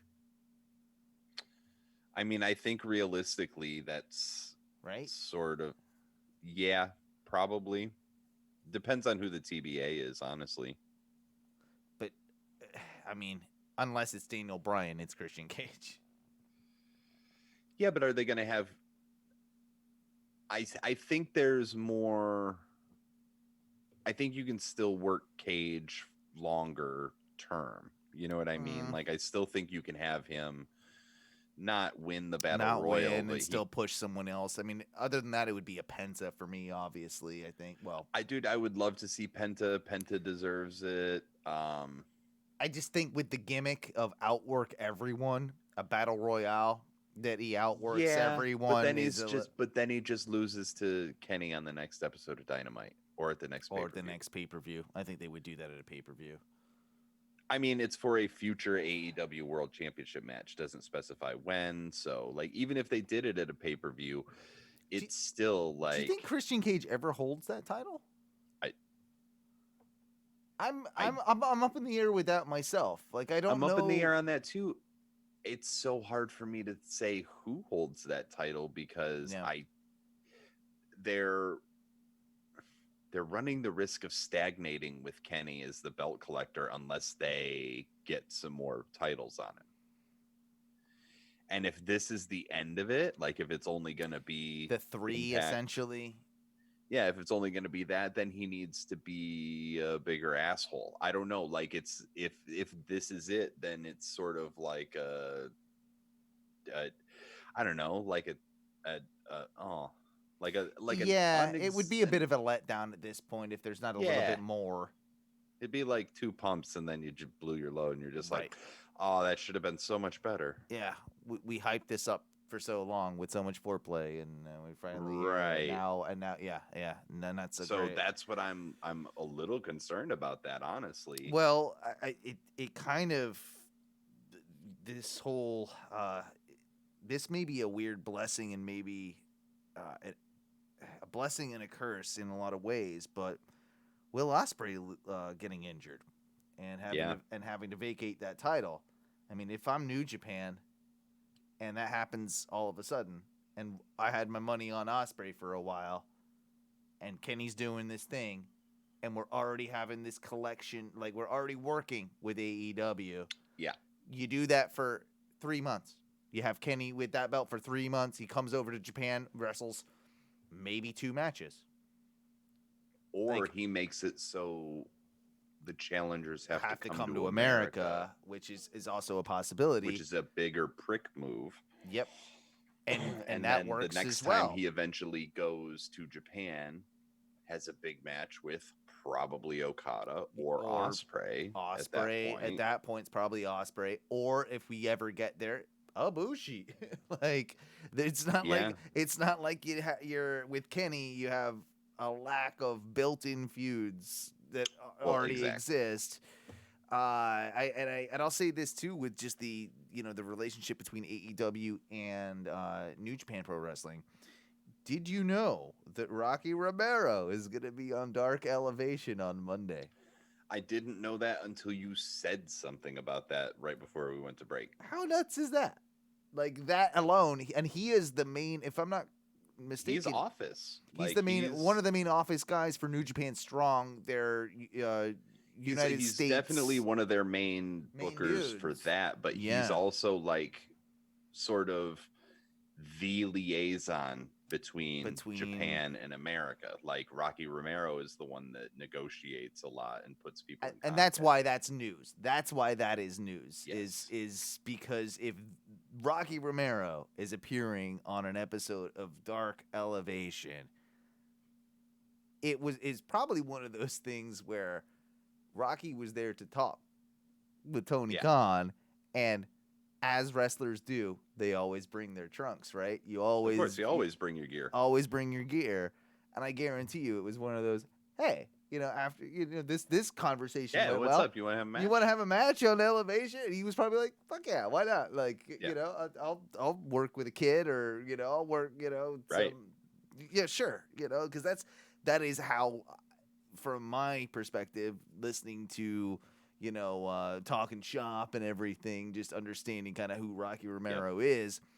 That just seems like the type of guy that he would be. That he would just hop in there on the random. And my god, absolutely. But yeah, like talk about that door. I mean, that's just Rocky Romero. Weirdly, is one of the keys to the door. If that makes sense. I definitely think so, yeah. And that's I guess why I'm just so I guess I'm excited about it. But so what is this thing, dude? Have you heard about this? That's been like No, you know what? No, we'll go to it now. Go to it. On the darker side of the ring, there's been some tweets coming out about some cell phone photos in a bathroom. Have you seen any of this? No. This was reported, I believe it was either Sean Ross Sapp or the other one. I don't think it was Meltzer. Chris Van Vliet? No, there's one more that I'm just blanking on his name. Alvarez. It might have been. I can't remember who it was, but there's some stuff coming out about it really insinuates that it's WWE, and there's apparently he was tweeted by somebody. So when's that story about the cell phone stuff in the bathroom coming out? And whoever it was that actually tweeted it, wrestling journalist, I'm forgetting his name, can't provide it. At the moment, my bad. Sure. But he responded with, if I can get basically the person to come forward and okay it, then it'll be out in the next day or so. So there's something brewing, I believe, and it's I don't know why, but I do know why, but there's something brewing backstage, and it feels like maybe an NXT thing. Someone might have been being a creep, maybe taking photos in bathrooms or hiding cameras to what have you. Don't know anything more about it. It's all a little bit of rumor. I'm literally looking it up, and there's nothing that nothing you're seeing that's popping up about it? Let me see if I can find a little bit more. Yeah, because that's information here. No, I mean that's definitely wild. Yeah. All right, okay. I found it here on Squared Circle. Yeah, it was Sean Ross Sapp Okay. on Twitter. Trying to reload. I think it has been deleted. I think it's one of those. I think the tweet to him was has the hidden camera phone filming talent in bathroom story got out yet? Whoa. Or that Wow. that talent found the camera phone and less than savory files stored on it. SRS responds, "It's gonna next week if I can get the person who caught it to go on record, pal." Wow. So there's something brewing there. Obviously, make of that what you will. That's all we know at the time. Sure. But that's alarming because That's slightly alarming. That's very alarming. Something that I felt the need to bring up. Quickly too, we need to talk about this AEW deal while we're in the news section of the show. Not that there is any sections of the show, but right. A lot of people were like, "Oh, this is a downgrade for AEW," and I'm like, I don't think it is. Like, I think this new deal with them moving to TBS is kind of a linear shift as a whole, and also gets them another show, and gets them these 4 big specials that I believe they're going to be doing quarterly. Yeah, quarterly. Sort of like the way that the old WCW specials were. I don't remember those, to be honest. That's how long ago they were. Yeah, I don't remember that. That was maybe it was before time. it was before, like, I don't even really remember it because it was those early days of WCW. I got you. When they would run, like, I think Starcast was one of them, or Starcade was one of them, and I think they'd run so it I on, always like, thought Christmas. Starcade was a pay-per-view. It started as a special and became and then one. Mm-hmm. So Blood and Guts. Well, I mean, if you think about it like that a little bit, like that next year that'll be a Blood and special, Guts, and then that'll like Fighter Fest. Right. What they've already kind of been doing. They have a couple others, don't they? They have they had Winter is Coming. So think about those, like those big branded what was dynamites. The other? Oh God, was that? We always forget that. There's that one that was not Fighter Fest, but it was right around the same time. Fight for the Fallen. Fight for the Fallen. They could do that. That's almost like they're a little bit USO-ish, I guess, you know, because it's you could do it over Memorial Day weekend. Yeah, you could do that. What do you think of the name of the new show? Well, I don't remember what it is, so obviously Rampage. Rampage. Rampage, yeah. Rampage. I mean, wasn't that also the name of a wrestler from the UK? Yeah, Rampage Brown. Yeah. So he's cool. I mean, too. I okay. It's fine. It doesn't. Fine. It doesn't grab me. But it's fine.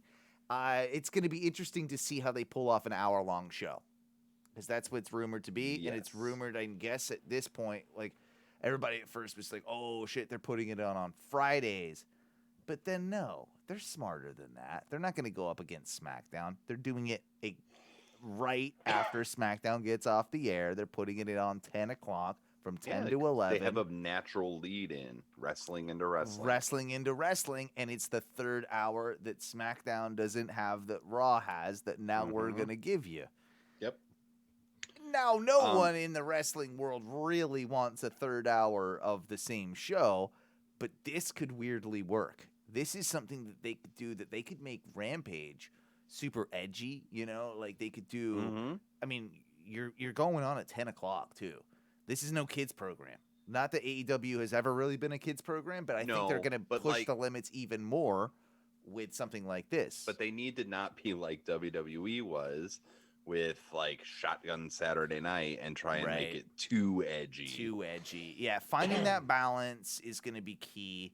I think we're going to see a kind of edgier mid-card product. Yeah. That's You'll get my the occasional main eventer that pops in for whatever. and I hope that, you know, with all the criticisms that we both had earlier tonight about just like the things that they miss storyline wise in AEW with so much of their YouTube content, maybe this is the gap, like the bridge that, you know, bridges the gap of the Dynamite crowd. Like I think it seems like this is I don't know. To me, it seems like it's a good idea. Do you have your phone near your mic? It's making a weird noise. I don't know if that's mine or yours or something. Not near. All right, it went away. You're good. So I don't know. I was going. I did just see that Moose has not only Moose being the #1 contender for Kenny Omega's Impact World Championship. Is he re-signed? He hasn't re-signed, but he is teasing.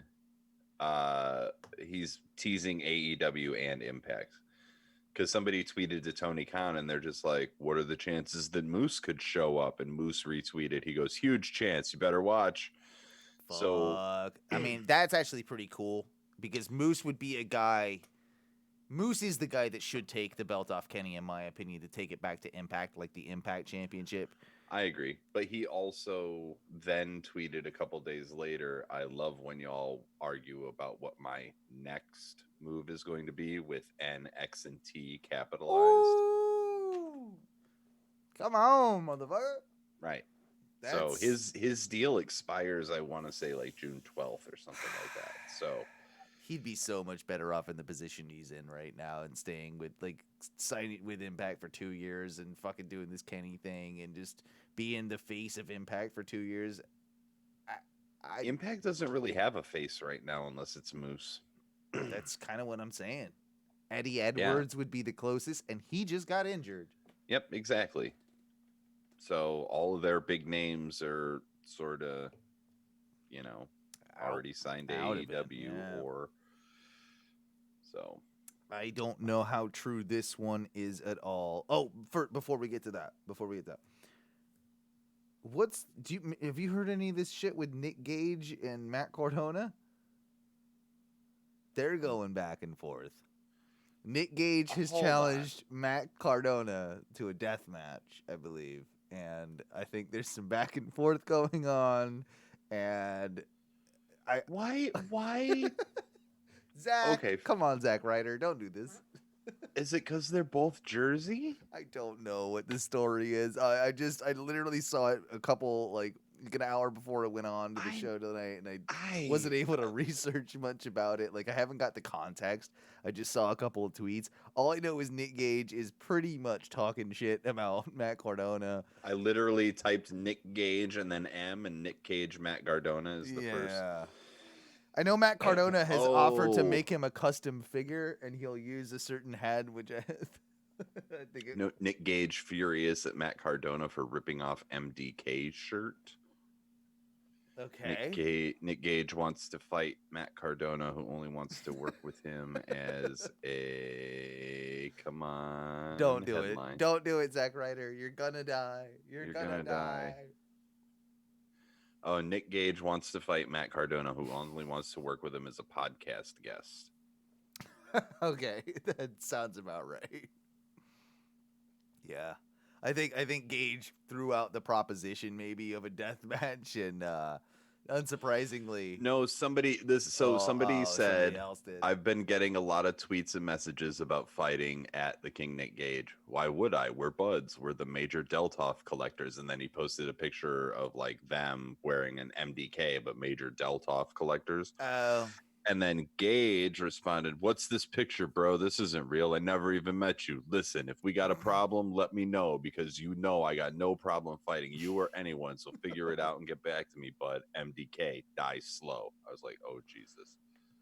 Okay, well, that figures that one out, I guess. There's just basically because Zack Ryder, what's good, bud? I ain't heard from you. Did you figure it out, or what's the deal? The more I think about it, the more I want to fight you and use my fists to cause physical harm to your face and body. I have what they call violent tendencies. My bad. You know Matt Cardona is legitimately a little bit like scared right now, right? Like he's legitimately like He's like literally, and then Cardona responded. He goes, "Hey, bro, I'm in Hawaii now. When I get home, I'll watch your Dark Side of the Ring episode. I heard good things, but there's no reason for you and I to fight. Maybe you can be a guest on Major Wrestling Federation pod. We'll plug whatever you want." Oh my God. Nick Gage, DM me your address, bro. I want to personally mail you one of the Major Wrestling Federation podcast MDK shirts. Nick Gage responds with, "Who is Deltoff? You play too much, Zack Ryder. I thought we were cool, but now I'm starting to think we got a problem for real. So what that means is that if you want to give me a shirt, how about you bring it to me in person on June 5th at GCW TOS in Atlantic City? How about that, bud?" That's actually hilarious. Oh my God. I would love it if he showed up and then No way he does. No way he does. No, because if he does, he's gonna get light tubes smashed over his fucking head. He's too pretty for that. He can't handle that.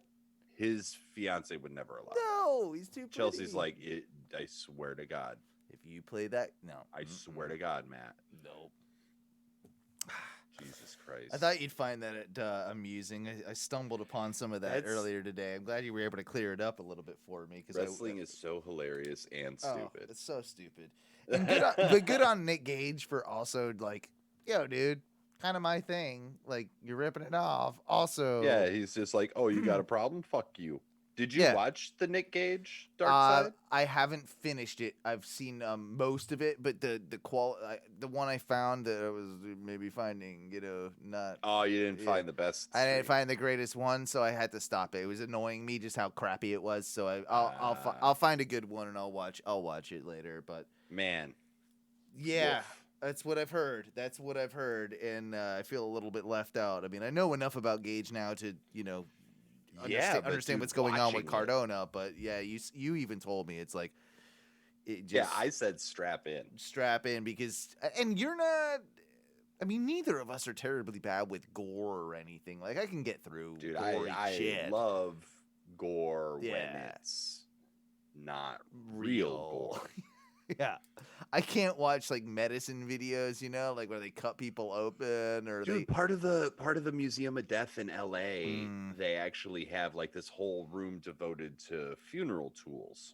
No. And they actually show, like, they have a TV that just plays on loop mortician training videos. Oof. And it's just like showing you how to embalm and prep bodies and shit. And I'm just like, oh. I get nauseous. I get nauseous with that. I get nauseous. Yes. I get nauseous watching a person get a fake shot on TV. Like, I just don't like. We got nauseous at the first Double or Nothing because we were about 5 feet away from Dustin Rhodes bleeding on us. Exactly. Yeah. I tell you, I've said it before. It was the smell. It's the fact that I literally was able to smell the man's blood.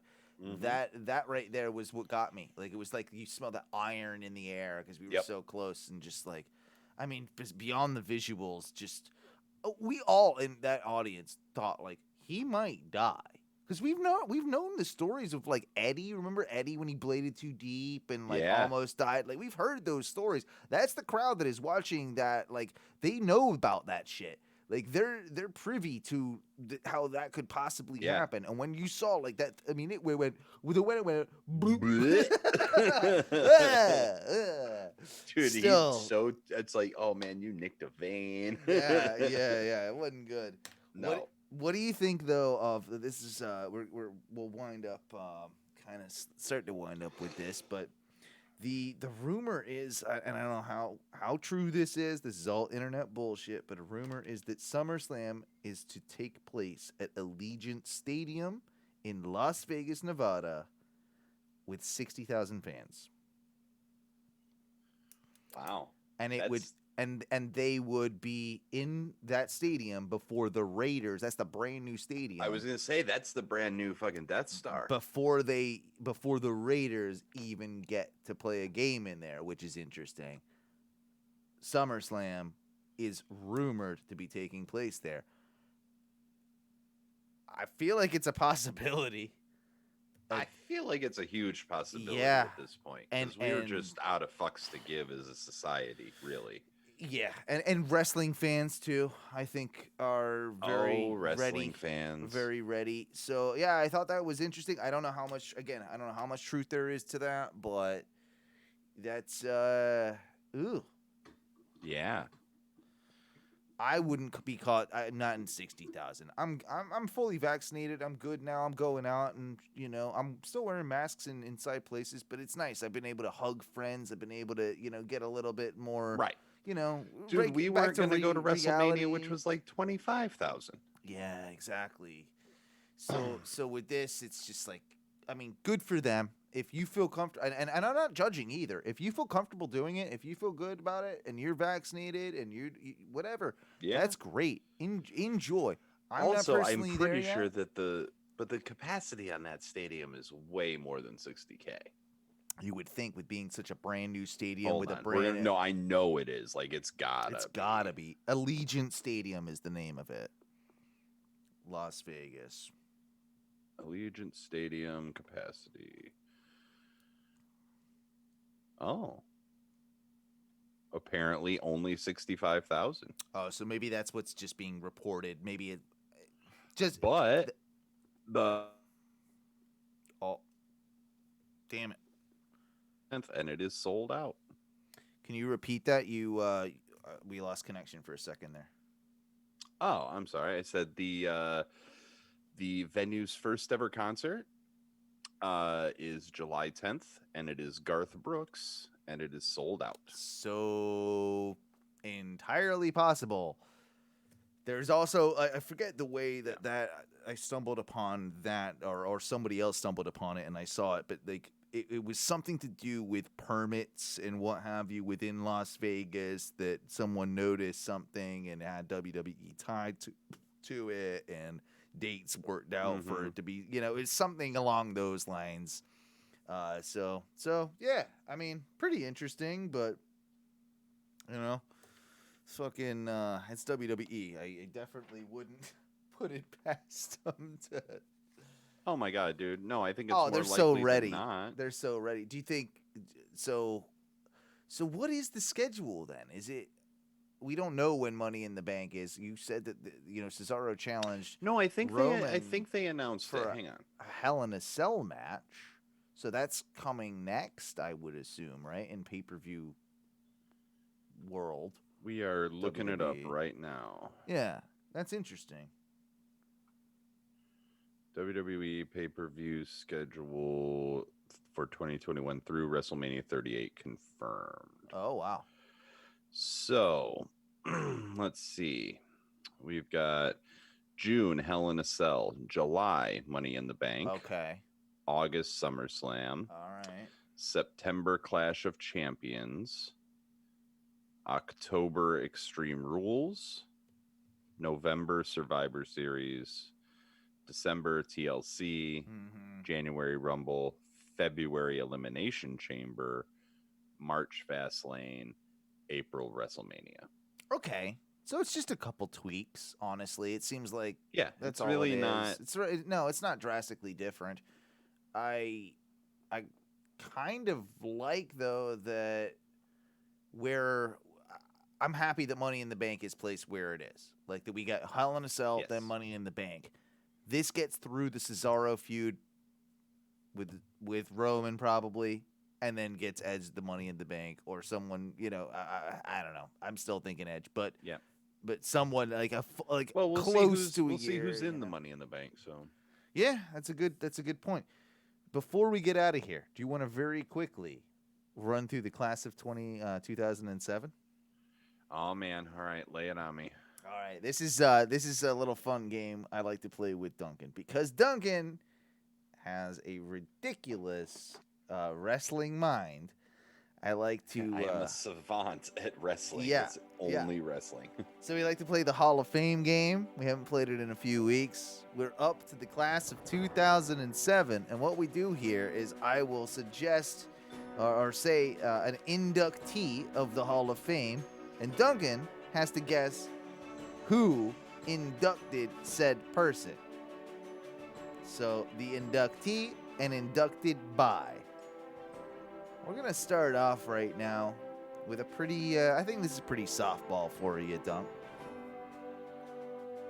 The American Dream, Dusty Rhodes. Who inducted the American Dream, Dusty Rhodes? Was it Dustin? Or And Cody? Dustin and Cody? Cody and Dustin did Okay, it. Yeah, that makes sense. That definitely makes sense.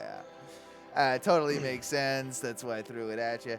This next one made me actually laugh because I didn't know this, but well, I did know it, but I didn't know the relevance of it until probably later in life. How about this one for you? Mr. Perfect, Kurt Hennig. I'll give you it. I'll give you a clue. It is not a wrestler, but it is an athlete. Not a wrestler, but is an athlete. Mm-hmm. Ooh. Mm-hmm.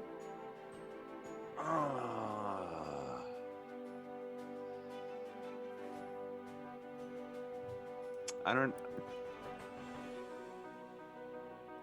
That's tough. It's tough. Remember the vignettes, though. Remember the vignette. Wade Boggs. Fucking nailed it. Fucking nailed it. This is why we play the game, because it's all like when it clicks, it clicks. You're just like, yeah, you got it. I was like, aha. I love it. Jerry the King Lawler. Ooh.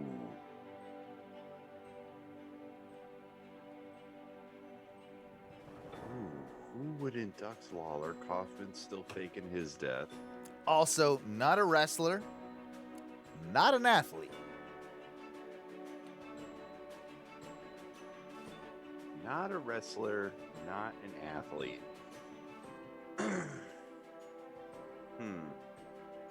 I believe he's actually a recent WWE Hall of Famer.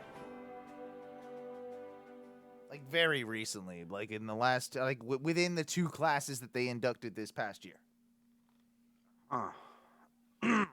This one's tough. I don't know that I'd ever guess it. No, I'm trying to think of who the celebrity inductees were. Yeah, it is. It's a celebrity inductee, obviously. Ozzy? Not Ozzy. The other one. The other one. So I'll give you a bam. I'll take the bam on that one. William Shatner. Oh, fuck. Okay. All right. Didn't they have a thing too back in the day? Like, yeah, there. Yeah. I can't really remember it that well, but I do remember a whole thing with Shatner. Something with Shatner and Lawler. And Lawler, yeah. Okay, we'll move on. And see if you'll get this one. And let me get my my music's going again. Here we go.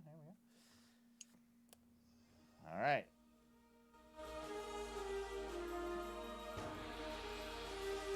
Nick Buckwinkle.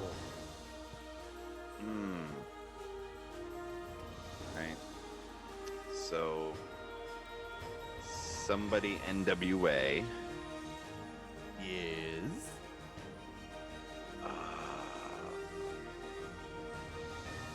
Greg Gagne? good guess. Let's see. It's hard. What, Mean Gene? You're so close.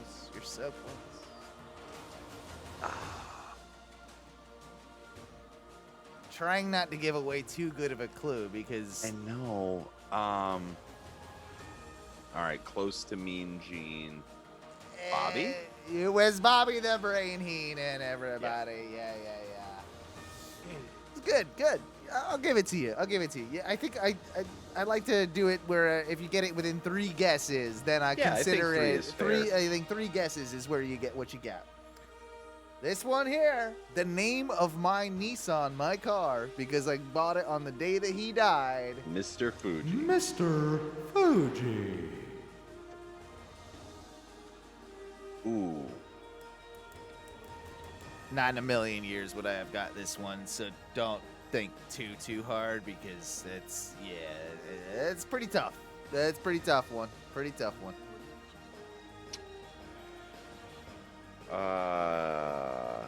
Yeah, and who? I'm trying to think of who he managed besides Haku. I mean, Yoko, Owen Hart.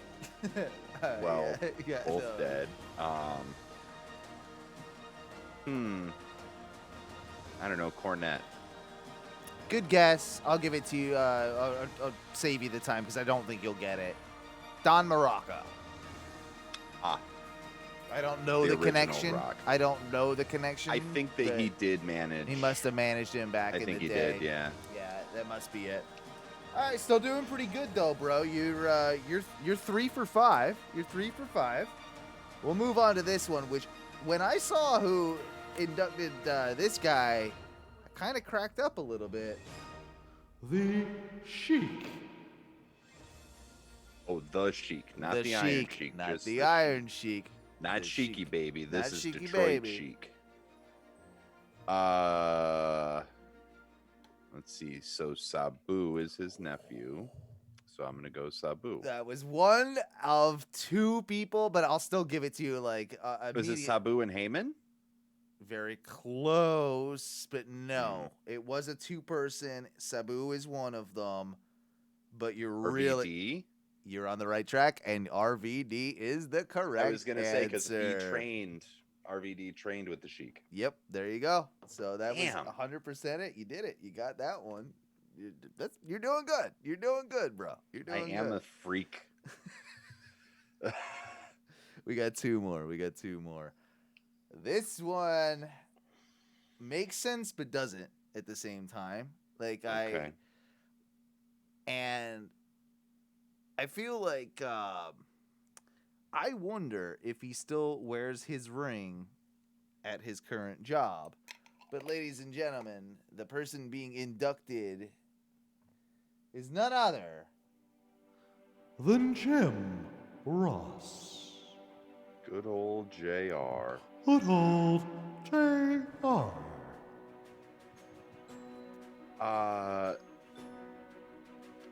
Vince doesn't have enough respect for him for it to be that.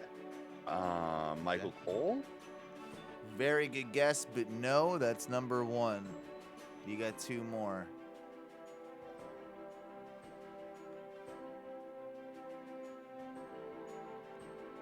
Very prominent figure during the Attitude Era.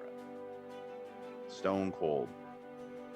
Stone Cold Steve Austin. I was like, yep, Yeah. that was, I literally looked right up at the pop vinyl of it too. I was like, You got one. You got another one.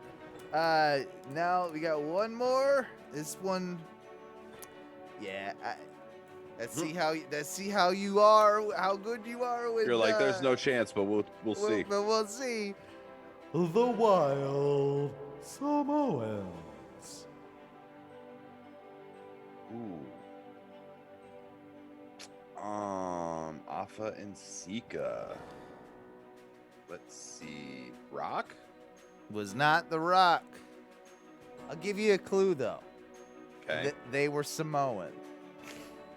And it's 2 people.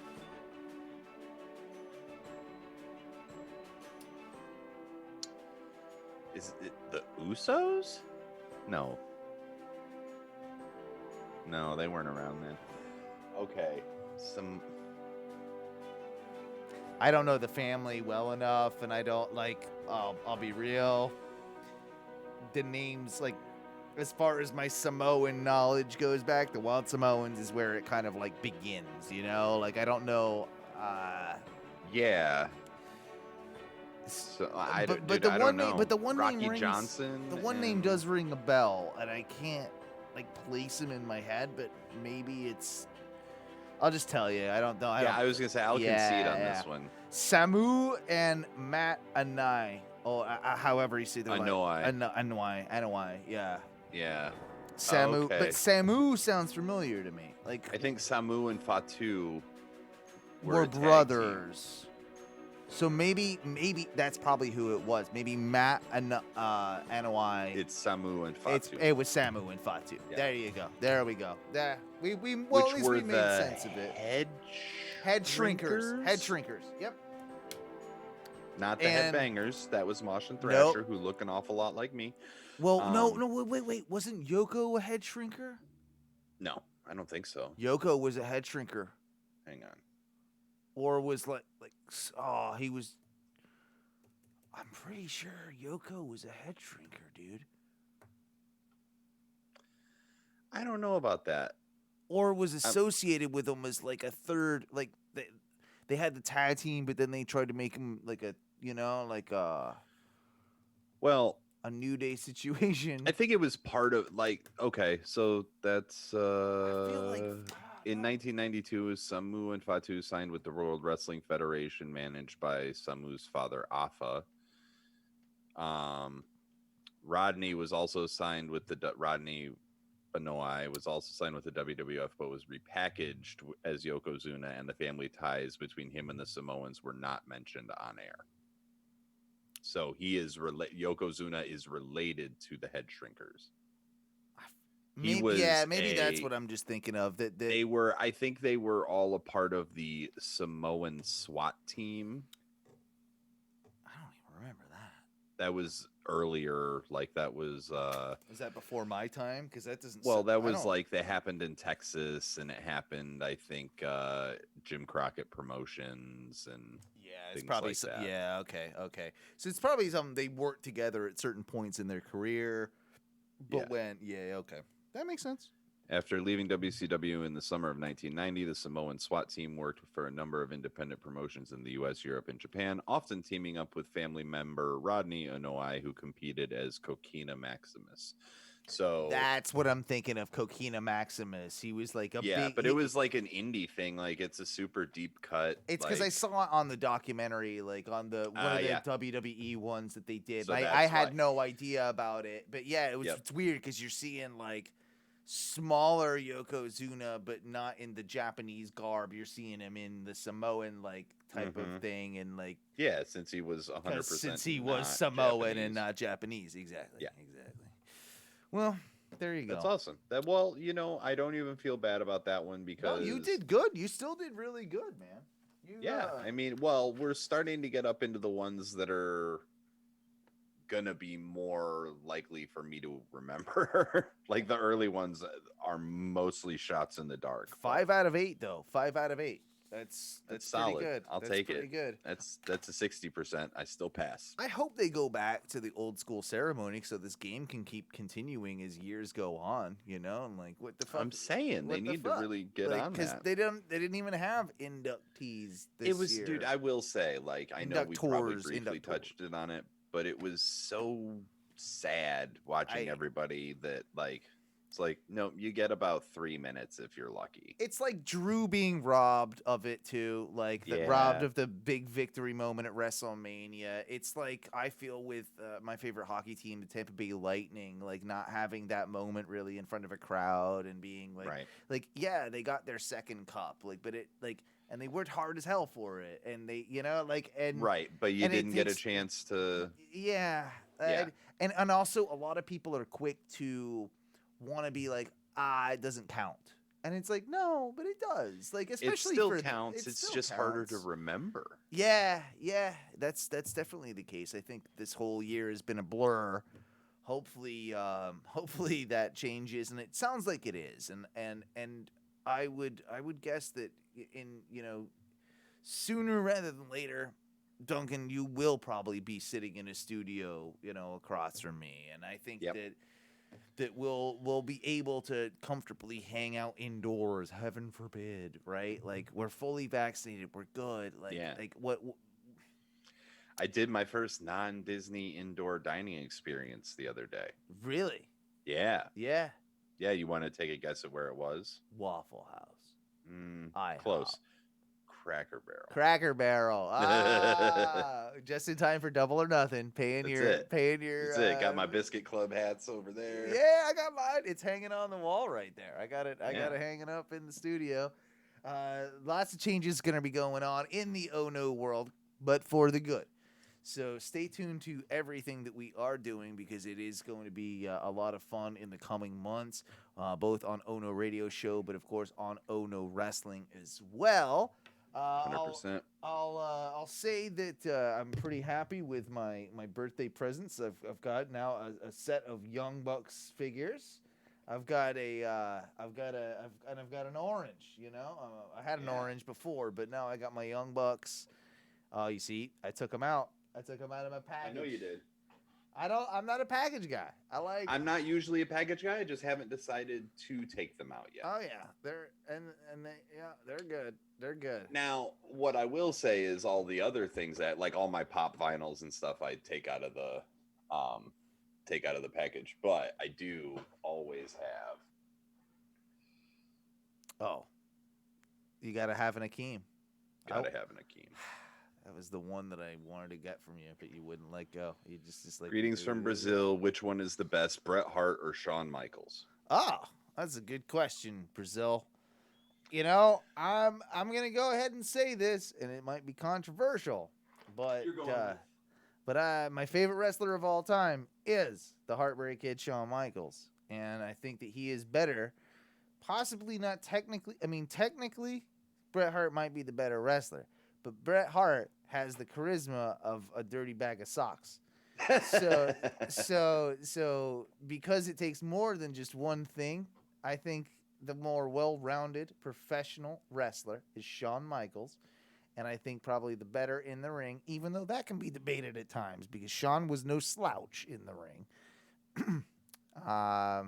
And the better career is Shawn Michaels over Bret Hart. Shawn Michaels, he's the better wrestler. If you're really wanting to know. That's my opinion. I will say that Shawn is a better promo. Shawn has had more longevity just because Goldberg didn't concuss him in the head. But I do still have a big soft spot for Bret Hart, especially going back and watching like some of those old matches and feuds that he had, and like the feuds with Austin and the feuds with Owen and feuds with I have such a soft spot for Bret Hart Michaels. as well. Like yeah. I really do. I love grumpy Bret Hart. I love grumpy Bret Hart. Thank you for the follow. Oh, that's awesome. Brazilian Persog, or however you say it, 91. How old were you in that epic WrestleMania Hart versus Michaels? I was young. Oh shit, that was WrestleMania 12, right? 12. What year's that? 96, 5? Or is it? No, maybe 6. I think it was WrestleMania 12. Yeah, Arrowhead Pond. Let's see, 1996. March 31st, 1996. So I would have been 13. I was 10. Yeah. I was 10. So I was 13, dude, and watching Shawn Michaels come out of the ceiling. Oh, my God, that was It was wonderful. I mean, that was. You knew he was. You knew he was winning when he's coming down off the thing. I mean, like, in the white and gold. In the Iron Man match. Like, come on, you know he's winning. Yeah. I miss the days of WWE being able to do gimmick matches that hadn't been done to death. That was my first Iron Man match as well. That was the first Iron Man match I'd ever seen. Like, what? They're gonna go for an hour? Yeah, an hour, and they really actually matches, and they really did. Like, they really they had the timer and everything, and and they went longer than an hour too. They did, because of the bullshit at the end. I mean, it's. But you look at it, and like Flair and Steamboat back in the 80s used to go for an hour all the time, and like Flair used to regularly wrestle an hour on those house shows back in the day when there wasn't TV, and like that's how you got your wrestling fix. Absolutely. So it's just it's a lost art, man, of being able to put on to being able to do a Broadway like that. Like, and I love wrestlers that can do it. I think it's a little bit cheap when they're just like, it's a 30-minute Iron Man match. I've always felt that. Like, call it a half Iron Man. Honestly, just if you called it like a half Bronze Iron Man like, or something. Yeah, just call it something different. Like, it's still very respectable. Like, neither of us could go for a 5-minute match, let alone a 30-minute match or whatever. Dude, I have done an entrance in a WWE situation, and I was gassed walking down to the ring. Yeah, and I'm sure most of myself and all of our listeners, or most of them, would be the same way. Sure. But think you are taking away from what an Iron Man match should be. An Iron Man match should be, in my opinion, 60 minutes long. Yep. That's what it should be. I think you can call it a half Iron Man match. I think if you do a 30-minute long one, but make the designation, which is still like, it's not taking away from the 30-minute match. That's still like an impressive feat, but it also doesn't like take away from what possibly is even better within the fact of an Iron Man match later down the road. Don't bury your own, or don't bury the stipulation because you want to throw a stipulation at something like and have a long match. Right. 100%. Like that's silly to me. Yeah. Ugh, well. No, I totally agree. It's very nice of you, listener, to join us. From Brazil. I can't say your name. My apologies. But that is cool that you have a Hulk Hogan statue in your San Paulo museum. That is pretty fucking dope. We have a Hulk Hogan statue out in front of his beach shop here in Orlando. Yeah, so well, pretty much every house in Orlando has a Hulk Hogan statue of some sort hanging around somewhere, in Florida. Persio? Persio. Ah, Persio. I like that name. Awesome. That's a good name. Thanks for joining. Yeah, thanks for joining. Be sure to join in next Tuesday on our regular. Yeah. We usually do this thing on a Tuesday night, and sad that you joined us right at the end of the show, but we do have to sign off. It is about that time. And I'll say, though, that we will be back again, like you said, on Tuesday, same place, same time, about 9 o'clock, twitch.tv/ONRS Live. That's twitch.tv/ONRS Live, 9 p.m. Eastern Standard Time. So I don't know where that is where you're at, but I hope we get you back there, Persio, and anybody else that's listening on the old... if you're listening on the podcast, which you can find show. If you're listening on the live show, we also have it up as a podcast. You can check that out later over at OhnoWrestling.com or wherever you find podcasts. Pretty simple to find us. Like us, subscribe to us. We also put all these shows up on YouTube as well, so do the same. We're putting out content at least once a week, and we're having fun talking wrestling with you guys. So keep it up. We also, if you're feeling super generous, have a Patreon.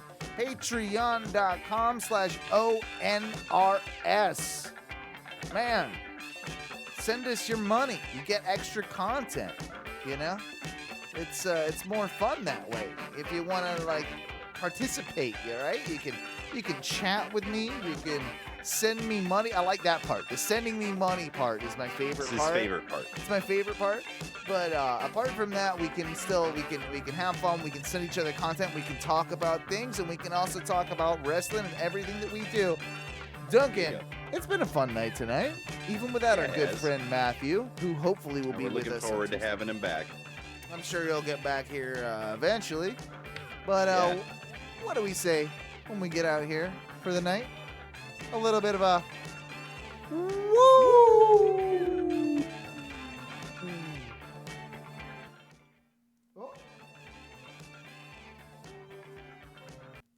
Oh, I did it again!